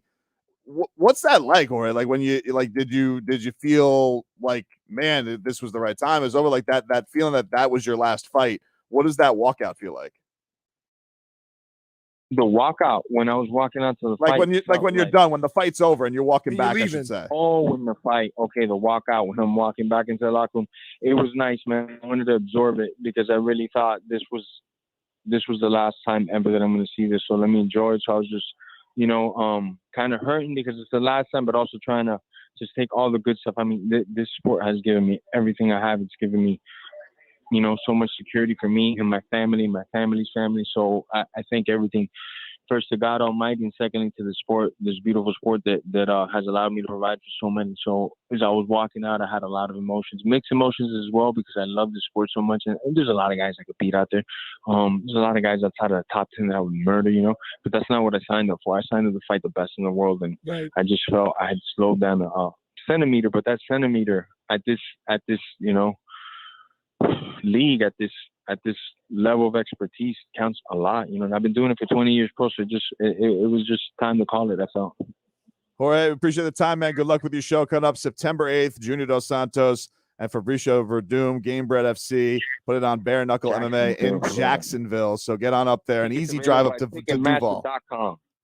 Appreciate it, Jorge. Don't forget about these tickets. Let's go. Hey, you guys are coming, man. Don't play with me. Right. The two of you already agreed on there. Ask the wise your permission. Let's go, bro. See you guys there. All right. See you, Jorge. There you go. Jorge Masvidal. Always a pleasure. Always a pleasure talking to Miami's own Jorge Masvidal, who TKOs the FCC every time he comes on. You know how hard it is to get me nervous? I think my head hurts. Do you know how hard it is to get me nervous or uncomfortable? Just have some fun, baby. Some fun? Just some fun. Wait, I was stressed. Marcos, Yeah. the red light wouldn't come back on. He's over there trying to bash it.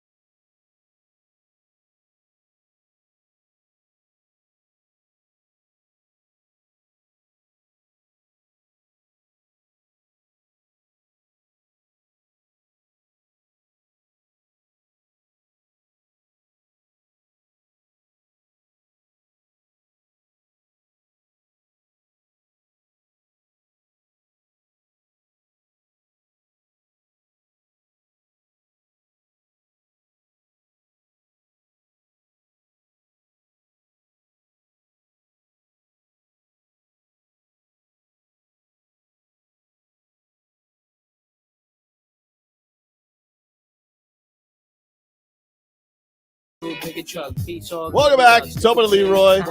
We're still here. For now. Man, what? You're the worst. That's a bit strong. Okay. To get to some headlines brought to you by the new Palmetto Ford Truck Super Center. Why buy your truck at a car store? Palmetto Ford. We know dumps. Dumps like a truck. Dumps like a truck. That's like what? Hey, so right now, if Robbie, our old producer, was here, yeah, We would have had to call 911. We would have to call 911 because he would have been palpitating back there. His heart would have been. Marcos handled it like a champ, baby. You know what? Some of Marcos' sweat. And what you guys have to understand is, we know who the culprits are. We send out warnings, signals.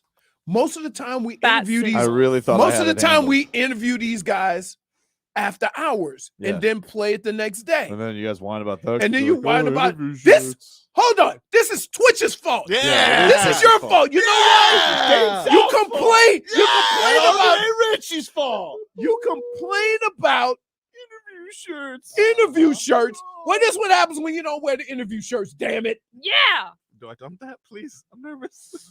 Then we're all nervous. You can't. And I don't think you guys understand. I wasn't nervous. We send the message.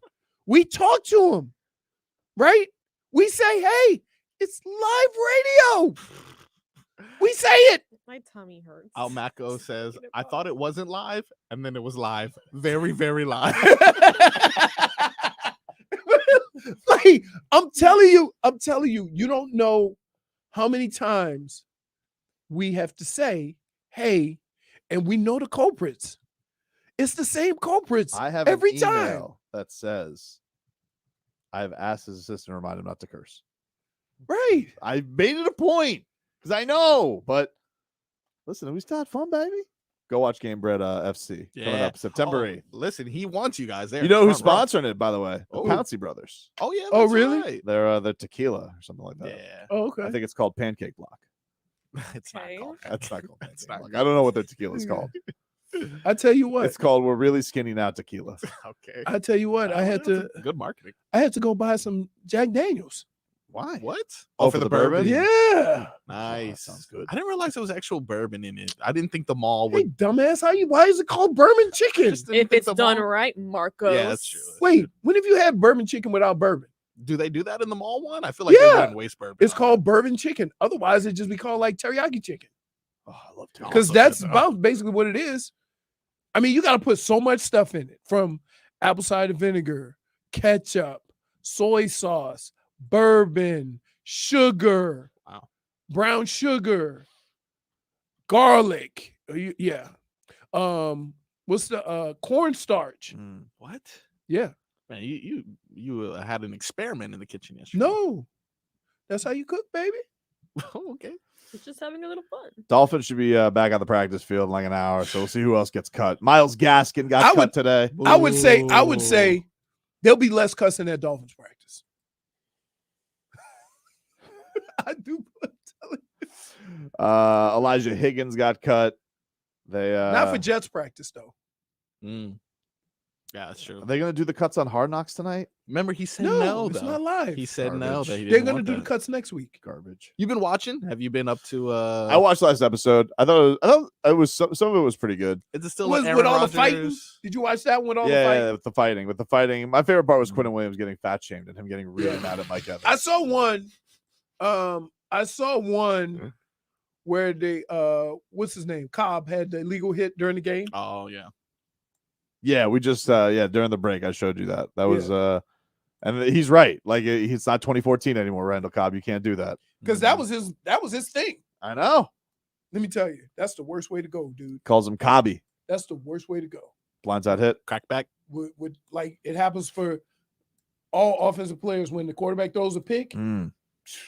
You don't even want to chase the guy because you know you're about to get cleaned out. Yep. Miami Hurricanes, they continue to get ready for Miami of Ohio. Mario Cristobal, by the way. So do you have this, Marcos? Mario Cristobal letting us know all the rumors about Tyler Van Dyke. Was he going to be questionable for this game? I'm going to break it down for you after we hear what he has to say. He said, here he is on TVD.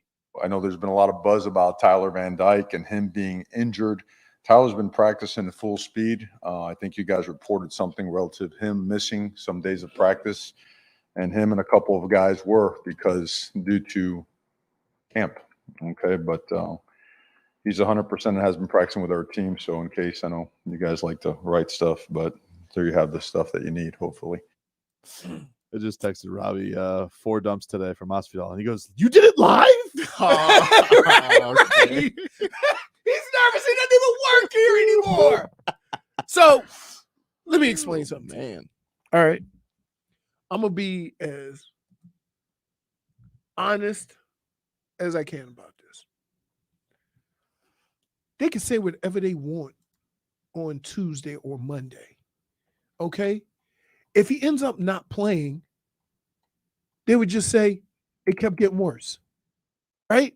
So for you to have an answer right now about any injury means nothing because they're going to lie regardless of what it is. You see what I'm saying? You might be right. 100%, 100%. He tweaked it on Thursday, couldn't play. Right? That's all the story's going to be.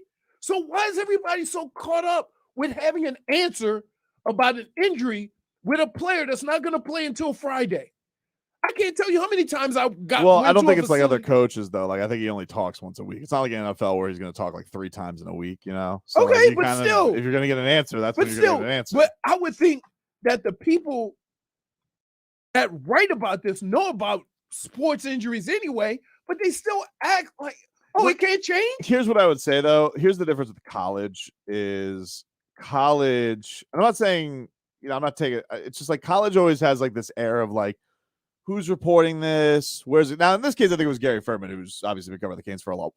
But a lot of the times it can be like, oh, such and such on Twitter. Like, and then like college rumors will spread like wildfire. Yeah, but from like the craziest places. Here's my point. Even if he's accurate, look, one of the things I hated, right, about having people at practice. In football, you get dinged up and banged up and twist your ankle all the time. It doesn't mean that you're hurt and not going to be able to play, but then all of a sudden you get the he's go. Leroy was limping today at practice. Who got it? According to my dad, the Dolphins and Cedric Wilson have agreed to terms on a reworked contract for him to stay in Miami. After months of trade speculation, he sticks. You know what that is? Attaboy. That is the nicest way to say, hey, take less money or we cutting your ass. Ian Rappaport says Miami creates some cap space for what? We'll see. And Wilson gets $5 million this year with a chance to make 7.25 in max value. But he was making 15. No, what was he making? What was he making? 10? I don't know what his guaranteed number was. I guess. That's good. That's the only way he's staying on the team, to be honest. Like Leroy said, it was either that or get cut, buddy. Yeah. Which, by the way, I saw Tyreek Hill making fun of Cedric Wilson. Wasn't very nice. His Madden. Oh, with the picture? Yeah, his cap number was 8. Okay.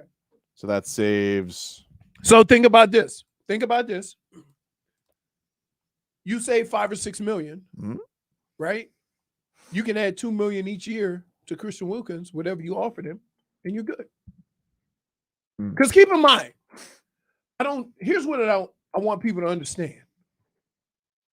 If you're playing that good and you earn all that money, you're going to redo your contract in a couple of years anyway. Right. So, like, what? So the only thing that matters is the guaranteed money. If I told you, hey, I'll give you $60 million all guaranteed, that's all you should care about. I'd say, Christian Wilkins, here we go. 3 years, $60 million guaranteed. The only reason why that extra money is there is to add that other year and stretch out the guarantee. But the question is this money getting freed up for Christian Wilkins or is it getting freed up for Jonathan Taylor? Right. Dude. That's the question. I would say this. Why would Chris Greer do this? Well, you're freeing up a lot of money regardless. Why would they do that? But I would say here, why not trade without picks? I mean, they really like Agba, but I just think that he's trying to do other stuff. So it's not that he's being a sourpuss about it. Let's go back to the news high chair. Oh, what? According to Barry Jackson, the Dolphins are releasing Trill Williams. I'm happy and I'm sad. cornerback, DB got hurt last year, but a lot of people liked him. But don't think he's quite all the way back. So Trill Williams gone. Myles Gaskin, Elijah Higgins, and a rework contract. Things are happening in Dolphins land, dude. Things are happening. Interesting. Are they making room? Is that writing on the wall there? You're Here's the reworking thing. contracts. You're getting rid of a running Even back. more so, if you start making room, and then you go out and sign Jonathan Taylor. Super Bowl. Super Bowl. Super Bowl. Super Bowl. Nothing, J-Fig? Not intrigued? Even with all that, What? you know it's still Okay, hard to there win we a go. Super Bowl, right? It may be harder, but you want to know something when you add Jonathan Taylor to this offense? No, it gives you a better chance. Yeah. But nothing's guaranteed. Why do you? Better chance. Better chance. Better chance. There's only one. Better chance. There's only one team. Huh? There's only one team in the National Football League, Mhm. or I say two teams that I can pretty much guarantee you'll be in the hunt. And I'm not even saying win it. Be in the hunt. San Francisco and Kansas City. They've proven over the last 3 or 4 years they're gonna always be in the mix. Nobody else has. Well, guess what, dude? We're pulling up a chair. Okay, but you Pulling still up a chair. you haven't pulled up that chair Pulling yet. up a chair. Until you do it, you can't pull up a chair. We're pulling up a chair. We're sitting on it. Mike McDaniel spinning that chair around, putting his arms on it, and he's looking. Until you do it. Show me mode. I got can't you. pull up a chair. You can't. Everybody was talking about Patrick Mahomes, but until he did it, nobody cared. They said, you know what? They were 13-3 last year. We'll talk a little Canes. Malik Rosier, former Is Canes he? QB. Is he joining us on the screen? He should be. Do we need to send a message? Because No, I don't think. I'm He's shook. good. No, I don't think so. I'm shook. I I'm don't literally think- shook. We'll talk And it's some. your fault. We'll talk some Canes football with the former Canes QB. Going to be doing post game on WQAM this year. Back after this. WQ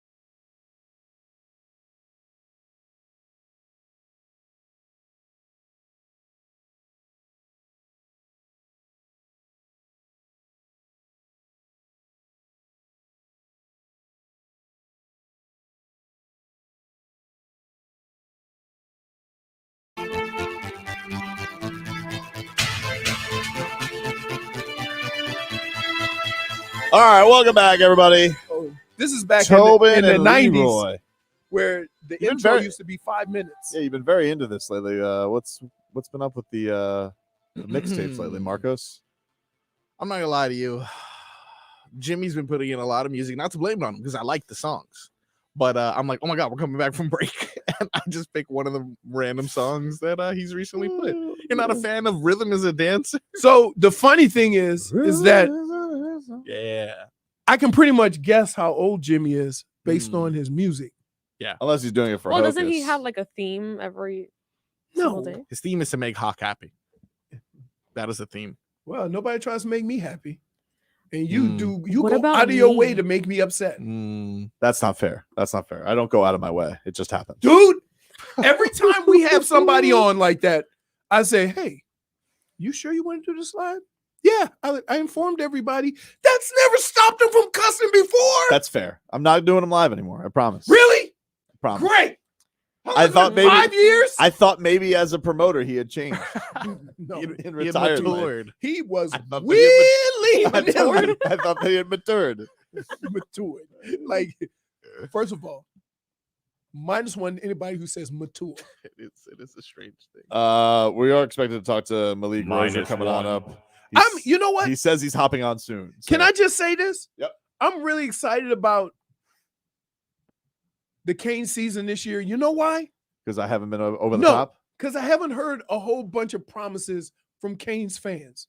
They were all in. Well, beaten let's- down. It's hard times. No, I understand that, but I feel better about this season because of it. Because look, even last year, you were talking about what Tyler was going to do, what this was. And I'm like, hey, calm down. No, you're just a hater. And I'm like, no, let's. I really thought Tyler was going to be amazing. No, last He was year. a Heisman candidate. He was. He was like they were talking first You round see what pick. I'm saying? You see what I'm saying? It was Mel Kiper's fault. But you see what I'm saying? Oh, that This Mel is the point Kiper. I'm making right now. We haven't heard any of this year, and I actually feel better about the Kane season. So I want to sit I back don't know and if enjoy you- it. Well, okay. I mean, we can sit back and enjoy it. I hope we can enjoy it. That's what I'm hoping for. Right. We should have been hoping last year because the reality was they had a lot of. Well, but here's the thing: they spent all that money, and then they got like the best assistants, and they're like, "Oh, we got this guy Gaddis from Michigan." Oh, the assistants gonna suit up? No, but okay, like, you didn't have the talent. but like You didn't have the I talent. understand, but like you thought like with all the dough in there, and then you had Money doesn't make you play better. yeah, but you had the QB. Oh, my you thought it was all in goodness. place, baby. Oh, Yeah. The Performance Center. wait. Who invented the term, and I quote, fat cat? And those are professionals. Now you want to do it with high schoolers? Problem? That Josh Gaddis. Bum. Where is he now? Maryland. Oh, he's coaching Baby Tua. Here's the problem though. Good luck. Tagovailoa, Talia is going to make him look really good. I mean, Tally's lighting it up. I know, They're not talking about him like they were talking about Tua. Is that because he That's don't for play for? Maryland. Yeah. Okay. but All right. apparently he said that like they were trying to bribe him away. Who Alabama was? Some SEC. He was team. in Alabama. I know, but they said some SEC team was trying to offer him $1 million to come and play. If it was Alabama, he says, "I spite you." Nope. So So we'll- anyway, no, I'm excited Mhm. because there are no expectations, and I can just go to the games when I choose and enjoy them and see the growth instead of we need to get to here, we need to get to here. Yeah, but you're gonna go to the Texas A&M game rooting for is it your nephew? Yeah. No, I go to other games. I might go Friday. I might go Friday too. But it's not. See, here's the problem. Listen, if I go to a college game or I go to an NFL game, I'm going to the thing I couldn't do when I couldn't play. Tailgate. Yeah. And dude. Friday's a tough tailgate game. Why? Just because You Friday? get there early enough. It's Friday. People Yeah, come fair home. enough. People going to game from We'd work. have to leave directly Right. from here. I'm telling. No, I would go with Dave. You know my buddy Dave. Mm. I would say, hey Dave, what are we doing? I'm bringing the Tobins. Or all you guys going? Yeah. Wow. What? Because my wife was like, "Hey, do you want to go to we have a new high school that opened up next to us?" She goes, "Hey, do you want to go to the Ooh. first high school football game?" I was like, "No." Okay. Wait, You know how bad that school's gonna be at high school wait a minute. football? Yeah. That's like when first that's game? like when the D2 school goes up to what is the highest level of football, right? We gonna No. Ooh. Yeah. So I was just like, High school game, they're gonna like, have like 22 people on the team. Yeah. They're gonna be sharing helmets. The Like first- who's yeah. that school? Bishop Sycamore. Bishop Sycamore. I They're gotta gonna be watch sharing that. I helmets. hear, It sounds like that's the documentary sounds like it's insane. The probably guy better who put than it all together, he sounds like a crazy person. It's better than Swamp Kings, I bet. No, that's what my buddy just said. Swamp Because you King know was terrible. he's a big Urban Meyer fan. Well, if you're a big Urban Meyer fan, that's the only people. He's who a big like Urban Meyer fan because remember Urban Meyer Were went to you Ohio a big State. Urban Meyer fan? Because Urban Meyer went to Ohio State. He's a big Ohio State booster. Okay, that makes sense. But I tell you what, you want to hear a story what I did to Urban Meyer? Oh, So we playing the golf tournament, and by the way, nicest two-time Heisman Trophy winner ever, Archie Griffin, nicest dude in the world, right? He's the only one, so that probably make him the meanest and the nicest. But anyway, so we playing his tournament every year before COVID, and we were playing, and that was remember I sent you a picture of me. I played 18 holes with James Winston. Yeah, I remember that. That was the same year. So we're playing, we get done, and I'm putting my golf clubs in my car, and I see Ohio State bag with Urban Meyer. You know, I got to do something, right? Of course. So I took a Michigan golf ball with my name on it, and I slid it in his bag. Classic. So like Never saw it coming. the following year, I Nice. said, "Did you get my gift?" That was you. And I can't believe, like I said, I carried that thing around for 2 years. Okay. So he just wanted to keep it as revenge and evidence. No, he didn't realize it was in there. Okay. Because you know, once like they golf in the summer, you know, at these charity events. Once the season starts, they don't even touch clubs. Most of them. So yeah, man, it was yeah, all right, Pretty wild. Mhm. Pretty wild. All right, we'll take a quick break. I think Malik's going to probably hop on with us next segment to close things out. So we'll take a break and be back with more after this.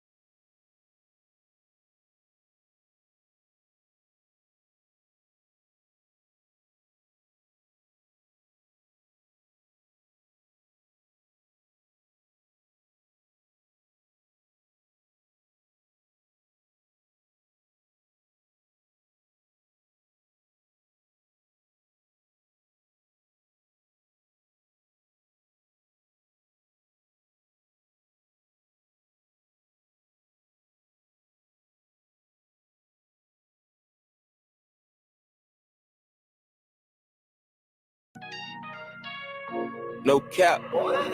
No rap cap. All right, welcome back, everybody. Hey, we got your chance to win a photo op and an autograph from Panther star Matthew Tkachuk on Sunday, September 10th at Hollywood Collectibles on Sterling Road in Dania. To enter that contest, text the word Matthew to 20357. That's Matthew to 20357, and your name is in the ring. If you don't win, you can still go to the event. More info is available at hollywoodcollectibles.com. This is a text contest. Message and data rates may apply. Hockman and Crowder coming up after us later on. I believe they're at Twin Peaks today. So you guys can go say hello to the boys over there and see what's going on. We have a Cane season opening up this week, Leroy, on Friday. Yep. Miami against Miami of Ohio. Their quarterback is talking smack. You hate the Miami, Ohio quarterback just because of what Blaine Gabbert did to your team. Hard to say. Let's go out to the Toyota of Hollywood guest line. Shop hundreds of Toyotas indoors in one of America's largest showrooms, the Toyota of Hollywood on 441 between Hollywood and Sheridan. Malik Rosier joining us there on the guest line, as you can catch him on WQAM's post-game coverage. You ain't fooling us, Malik. You ain't in no stadium. Malik, you hear us? I don't think he can hear us. I don't think he can hear us. He's kind of looking at us all. It's loud in that You want me to stadium. remove him? Yeah, maybe all spacing and whatnot, or maybe he's got to reach. Hey, can you hear me? Yeah. There we go. Finally, oh, man. I was just saying, you ain't in no stadium. Nah, I'm not in the stadium. I'm at the house. I'm at the house. Yeah, sometimes with Chrome, I don't know, sometimes it works, sometimes it doesn't. So thank you guys for being patient. No worries, man. Thanks for hopping on with us. What is your level of excitement, man, for Cane's opening week with this season? Are you excited, apprehensive? Like, what do you think this is the vibe going into this Friday?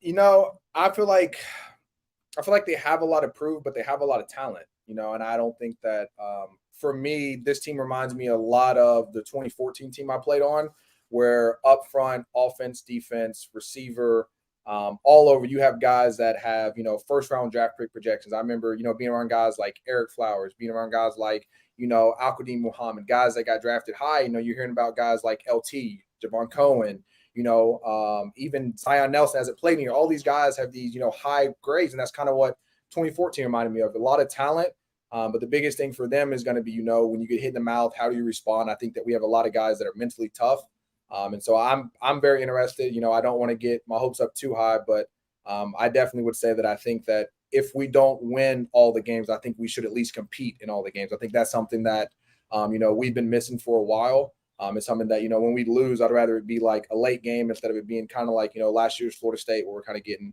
blown out. And I don't think that's going to happen this year. So excited about that. Well, Malik, one of the things that we were talking about beforehand is that I'm really excited about this season for the simple fact that we aren't going into the season with all these expectations. It's more like, let's see the growth. Let's see these guys come together. Let's see the way it should be kind of every year, because you really don't know how it's all going to play out. But this year starts without all the expectations. And I think fans and everybody involved are going to probably enjoy the season a little bit more, because you didn't go into it expecting to go to the ACC championship or go to a January 1st bowl or compete for this or compete for that. You're just we want to compete every week. No, I definitely agree with that. And to me, I think that's a lot of stuff you hear with Mario, you know, when he talks, hey, we're getting mentally tough. You know, you got a lot of guys now that understand what it means to work. You know, that was one thing that I would say, again, 2014 team, I think it was a lot more talented than our 2017 team. But I also think at the end of the day, our 2017 team knew that, you know, you can't quit. There was times that I felt like at points where guys would just hold their head down. I felt like that was something that just has to do with mental toughness. Not saying that all the guys on the team did that, but there were definitely some. And I think that was one thing that, you know, guys like, you know, Jaquan Johnson, Braxton Berrios, Chad Thomas, they didn't allow you to hold your head down. No, I remember there was a game versus Virginia. They go up 14-0. We tied up 14-14. Then they jump back up, you know, 28-14. And we're like, well, damn, we just caught up and now they're back up. And, you know, there was no one that held their head down. You know, you had defensive guys. I remember Jaquan Johnson walking over and says, hey, we're going to get a stop. You guys put, you know, the ball in the end zone. You know, it's that kind of leadership and mindset that really, for me, separated our team from a lot of the other teams I played on. And it had nothing to do with talent. There were definitely more talented teams that I played on. But it was that mentality that, you know, that thing saying, hey, we're not going to give up. We're in every game. And that's one thing I think that this team is starting to understand. Malik, do you think specifically for a guy like Tyler Van Dyke, who got a lot of those expectations coming into last year, all these projections, all that stuff, with there being, I guess, seemingly less, I'm sure there's a lot of pressure he puts on himself, but less like outside noise maybe going into this year. How much do you think that can maybe help him be a little bit more free and easy this year, if at all? Yeah, I would say Tyler's someone that, definitely isn't dumb. Like, I think that at the end of the day, like, everyone sees their draft projection. When Brad was supposed to be number 1 or number 2 behind Deshaun Watson going back to California, me and him talked about it. But I don't think Tyler let it get to his head. I think some of that other stuff had to do with, the OC and different processing. And I think that the fact that, we have Dawson, he's in the room with him. I've met Dawson multiple times. I don't know people that know Dawson. They love him. That was one thing that I knew about last year. That's the reason why I knew last year's offense would work. I'll give you an example. So Evan Sheriff's backup quarterback for Miami when I was there, his brother was Dawson's quarterback. Not Dawson, was last year's quarterback at UConn. When he had the baby, you know who was the first person that was in the doctor's office? No. It was Lashley. Huh. First person that congratulated him was Coach Lashley. Literally came to the dog and said, "Hey man, congrats on having your kid." And like, when you have a coach that takes time out of his day and isn't, there's 100 things he can do with recruiting and things like that, but he takes time to meet your kid, that lets you know that that's the type of connection that he is. And that's what, you're hearing a lot of guys talk about with Dawson. I love who he is as a person. I love the offensive philosophy, but you got to like the guy to kind of like his philosophy. One thing that I give James Coley, James Coley was a very likable person. And I think that's something that, these guys are going to rally around Dawson just because not only does he have a good philosophy, but he's someone that cares about them and they're going to play for a guy like that. All right, Malik, here's what I'm curious to know, because I'm not an insider. I just kind of watch it and go to games and watch and hope for the best. What's different? What are we going to see that's different from this team that you have seen in the last couple of years? Yeah, I would say, to me, I think consistently winning up front. I think that's an area that, we've been lacking. I mean, when you talk about, especially on the offensive line side, I'm pretty sure all of our guys now, I think the smallest guy is like 295. We have a whole bunch of 330, 320, 315. Even the backups, 330. They're big kids. And, when I was at Georgia, that was, to me, the biggest difference was, we've always had fast guys on the outside, Stacey Coley, Philip Dorsett. We've always had speed, but I felt like in the past we've always lost in the trenches when a team has been able just to line up and just physically impose their will. North Carolina treatment. Even think about, I know I lost to them twice, but even think about Wisconsin. Like, they just physically imposed their will on us both times we played us. And I think that's where, up front matters. And I think that, the fact that we have a lot of talented kids up front, and that's where we hear a lot of, our first round draft pick guys coming from, that's when your team's at least going to be able to compete. Those 3rd and 1 to 2s, you don't have to worry about, hey, can we get it? Those, goal line, can we run the ball? And I think those are a lot of stuff that in the past has stopped us. And now I think that's actually going to be a strength for us. Is there a part of this season like you're most excited for, like in the first, I guess, stretch of games that like you're like that's the measuring stick game, or do you feel like this is kind of going to be a week by week thing for them to see what they can actually maybe turn into this year? Yeah, I definitely think it's going to be a week by week. But to me, I think the one game that's definitely going to stick out to me the most is going to be Texas A&M. And a couple reasons why. I think one, Texas A&M is super talented. But I don't think by week 2 they're going to figure it out yet. So you're going to have two teams that are both trying to figure out who they are. They should both be going 1-0. We should have a home field advantage. And obviously they have a young quarterback. So there will be a really good team, an SEC team that some people even have, winning the SEC West, that if we can beat them, it'll definitely give a lot of just positivity going throughout the locker room. And I think that's really what they need. Again, if we lose that game, I don't think it implements or anything for the ACC, but I think morale-wise going into, the North Carolina game after that, a couple weeks after that, I really think that Texas A&M game, you're going to kind of understand, do we have guys that can run around, tackle athletic guys, win one-on-one matchups? I think that's what the game I'm really excited for on that aspect. I think the same thing happened last year. If you had a chance to win that game, you win that game, the positivity going through that building is through the roof, even though Texas A&M wasn't that good. But to me, it's almost like it's the same way like recruiting. When you go in and you beat a good SEC team, especially a team that has a name, whether they have an up year or down year, what it does for you nationally in your locker room, in your community, it definitely affects you. And so that's kind of where, now that we faced them once, we kind of understand who they are. They have a lot of the same players coming back. I think it could be a really good test for us, especially at home. We kind of have that home field advantage. I'm very interested to see how that game goes. We're talking to Malik Rosier, who you guys can hear on WQAM after the Hurricanes broadcast gets going on Friday, taking on Miami of Ohio. Malik, I got to ask you this because this has been a heated debate on our show for a very long time. You were on the team that originated the turnover chain. I know you were on offense, but were you sad or glad that the turnover chain was banished last year? Because I was very upset by this. Honestly, I was glad. And I hope at some point it comes back. Maybe 2 or 3 years later, maybe after, hey guys, you guys win an ACC championship, then we'll bring the chain back. Because I definitely think from a marketing standpoint, from just like, it's almost like there was an old philosophy of saying, hey, I send my kid out and I tell him, hey, go score as many touchdowns as you can. But if I tell him, hey, I'm gonna give you $20 for every touchdown you score, it's gonna give him that little extra edge, even though it's not really gonna change it. Something mentally, it definitely does. And especially on the defense side, I think that, when you're talking about how to win games, turnover margin is key. Being able to create turnovers on defense is very important. I think the fact that you give those kids that boost, even though it shouldn't be there. I mean, you saw what it did to the sideline, to the stadium. I mean, there was times where like they catch a pick and I'm on the field, I'm having to tell the crowd to quiet down because they're screaming because someone's holding up the chain. So it was definitely a very, very unique environment. But I get why Mario, banned it. I think there were certain kids that, were more worried about the chain than they were worried about the actual outcome of the game. And I think that's where Mario had to take it away, kind of say, hey, I need guys that care about football. And then the chain and stuff is just extra. And I think he's slowly getting there. But I definitely think I hope at some point it comes back because it was very, very cool to have that. I know the defense definitely loved it. 1 second. Apologize. I'm not going to apologize. He says he wants it back. He says he wants it back. I'm not going to apologize for it. He likes it. He just admitted it. He likes the chain. Here, I told him this. You're not helping your cause when you lose and you bring out a turnover. My point is agreed.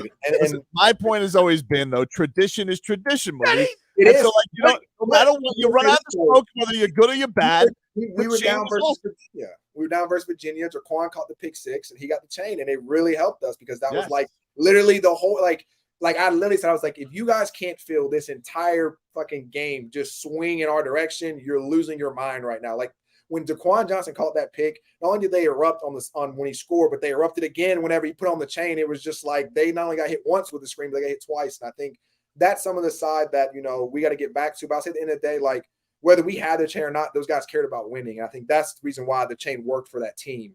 And I think that's kind of what Mario was trying to get back to is, hey, we got to get back to winning, and then we'll get the bling and all the other BS that comes along with it. Before we get you out of here, Malik, I want to play something for you. So your former head coach, Mark Richt, was once on our show, and he had a strange analogy. I wanted to know if you had ever heard anything like this and what your reaction is to Richt discussing butterflies. It's so good to struggle. It's so good to overcome adversity. Right. It grows you as a human being. It grows you as a leader. And like you say, when it's just like that the butterfly, when it's a caterpillar and it's coming out of the cocoon, it's got to fight its way out. And if it doesn't fight its way out, the wings aren't strong enough to fly. So, you might have somebody want to cut open the cocoon and relieve the pain and, then and not go through the struggle. And all of a sudden you're not strong enough to fly. Very deep. Have you? Yeah. That definitely sounds like a Mark Richt analogy, 100%. Definitely a Mark Richt analogy.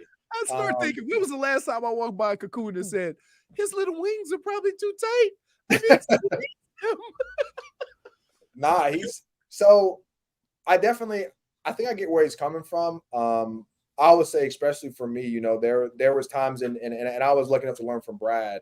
But there was different situations to where that, going in, especially my senior year, that I kind of knew what was up. And I think that's kind of what he means. You'll see a lot of guys, especially at quarterback, that first year they might struggle, but that second year, once they kind of understand what they're doing, they've, matured more, they definitely should have a better year. I think it's funny that he used the caterpillar because I think that's a little far-fetched, but I would say that like, it definitely does mold you as a leader. Like there was times to where, especially like my freshman year, I handled a lot of situations a lot differently than I did like my junior and senior year, especially like I'll be honest with you guys, like if I was starting my freshman year and then I got benched my freshman year, I probably would have lost it, quit the team, left and went somewhere else. But the fact that I was older, I knew more, the fact that I was like, hey, I care more about the team, I've matured more, I was still able to, help the team out in every aspect that I could. So I think that's kind of where he's coming from is that, if you're a leader at the end of the day, as you go through life, as you go through scenarios, you'll understand how to operate. The older you get, the more you mature in handling situations. Appreciate the time, Malik. Thanks so much, Thanks, man. Malik. Thank you, guys. Have a great day. There you go. Malik Rosier, former Canes QB. You guys can catch him coming up this Friday after the broadcast. Canes and Redhawks coming up. Miami v. Miami. Appreciate Malik Rosier for joining the show. This is your fault. What did I do, dude? I didn't say, listen, I like that people feel relaxed around us, you know? That's the vibe, baby. Just hanging out with your friends. Apologize. Why? I told you about the damn turnover chain. No, he wants it back. Everybody wants it. No, I didn't say you get rid of it forever. But I said you can't be 5 and 6 or 6 and 7 and be trotting out a turnover chain. You're going to have people making fun of your ass. RBA Rich says, dump Malik Masvidal. Dude, I'm like, whoa. Potty mouths today. Sorry. So, by the way, now you guys see why. Isn't it? And this is Tobin's fault. Let me tell you why. Because the only people he talked to are cussers. Right? Wow. No, I've never spoken to him before. I've never spoken to Malik. I texted him yesterday. All your friends are cussers. Yep. That's fair. Everybody in the fight game, even the guys that swear. Listen, we had my boy on, Tarver. How many times? Wow. And I've said, Tarver, this is live. Did Keith Thurman I got you. I don't think he did. Thurman, No. but he seemed like he was giving. I thought he was Bah, going bah, bah, bah. It was a scramble and a gamble. So, champ, keep your hands up, champ. Champ, keep your hands up. Hey, don't put them down. Don't put them down, champ. Been a scramble and a gamble. Okay. I'm just saying. Rainbow on my band. Hey, so I'm just saying, every time we do these interviews, and you know what? Let me tell you something.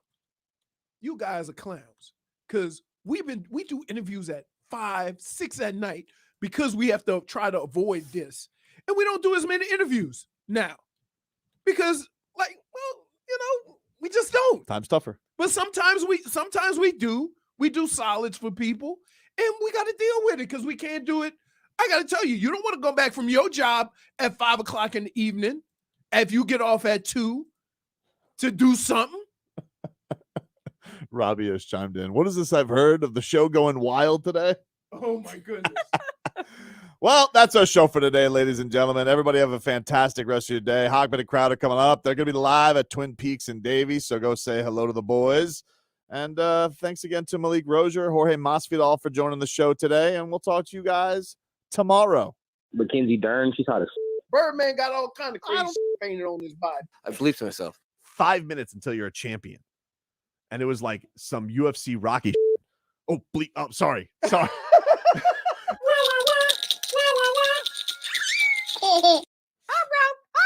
That's not Mike McDaniel's way. I see y'all when I see y'all.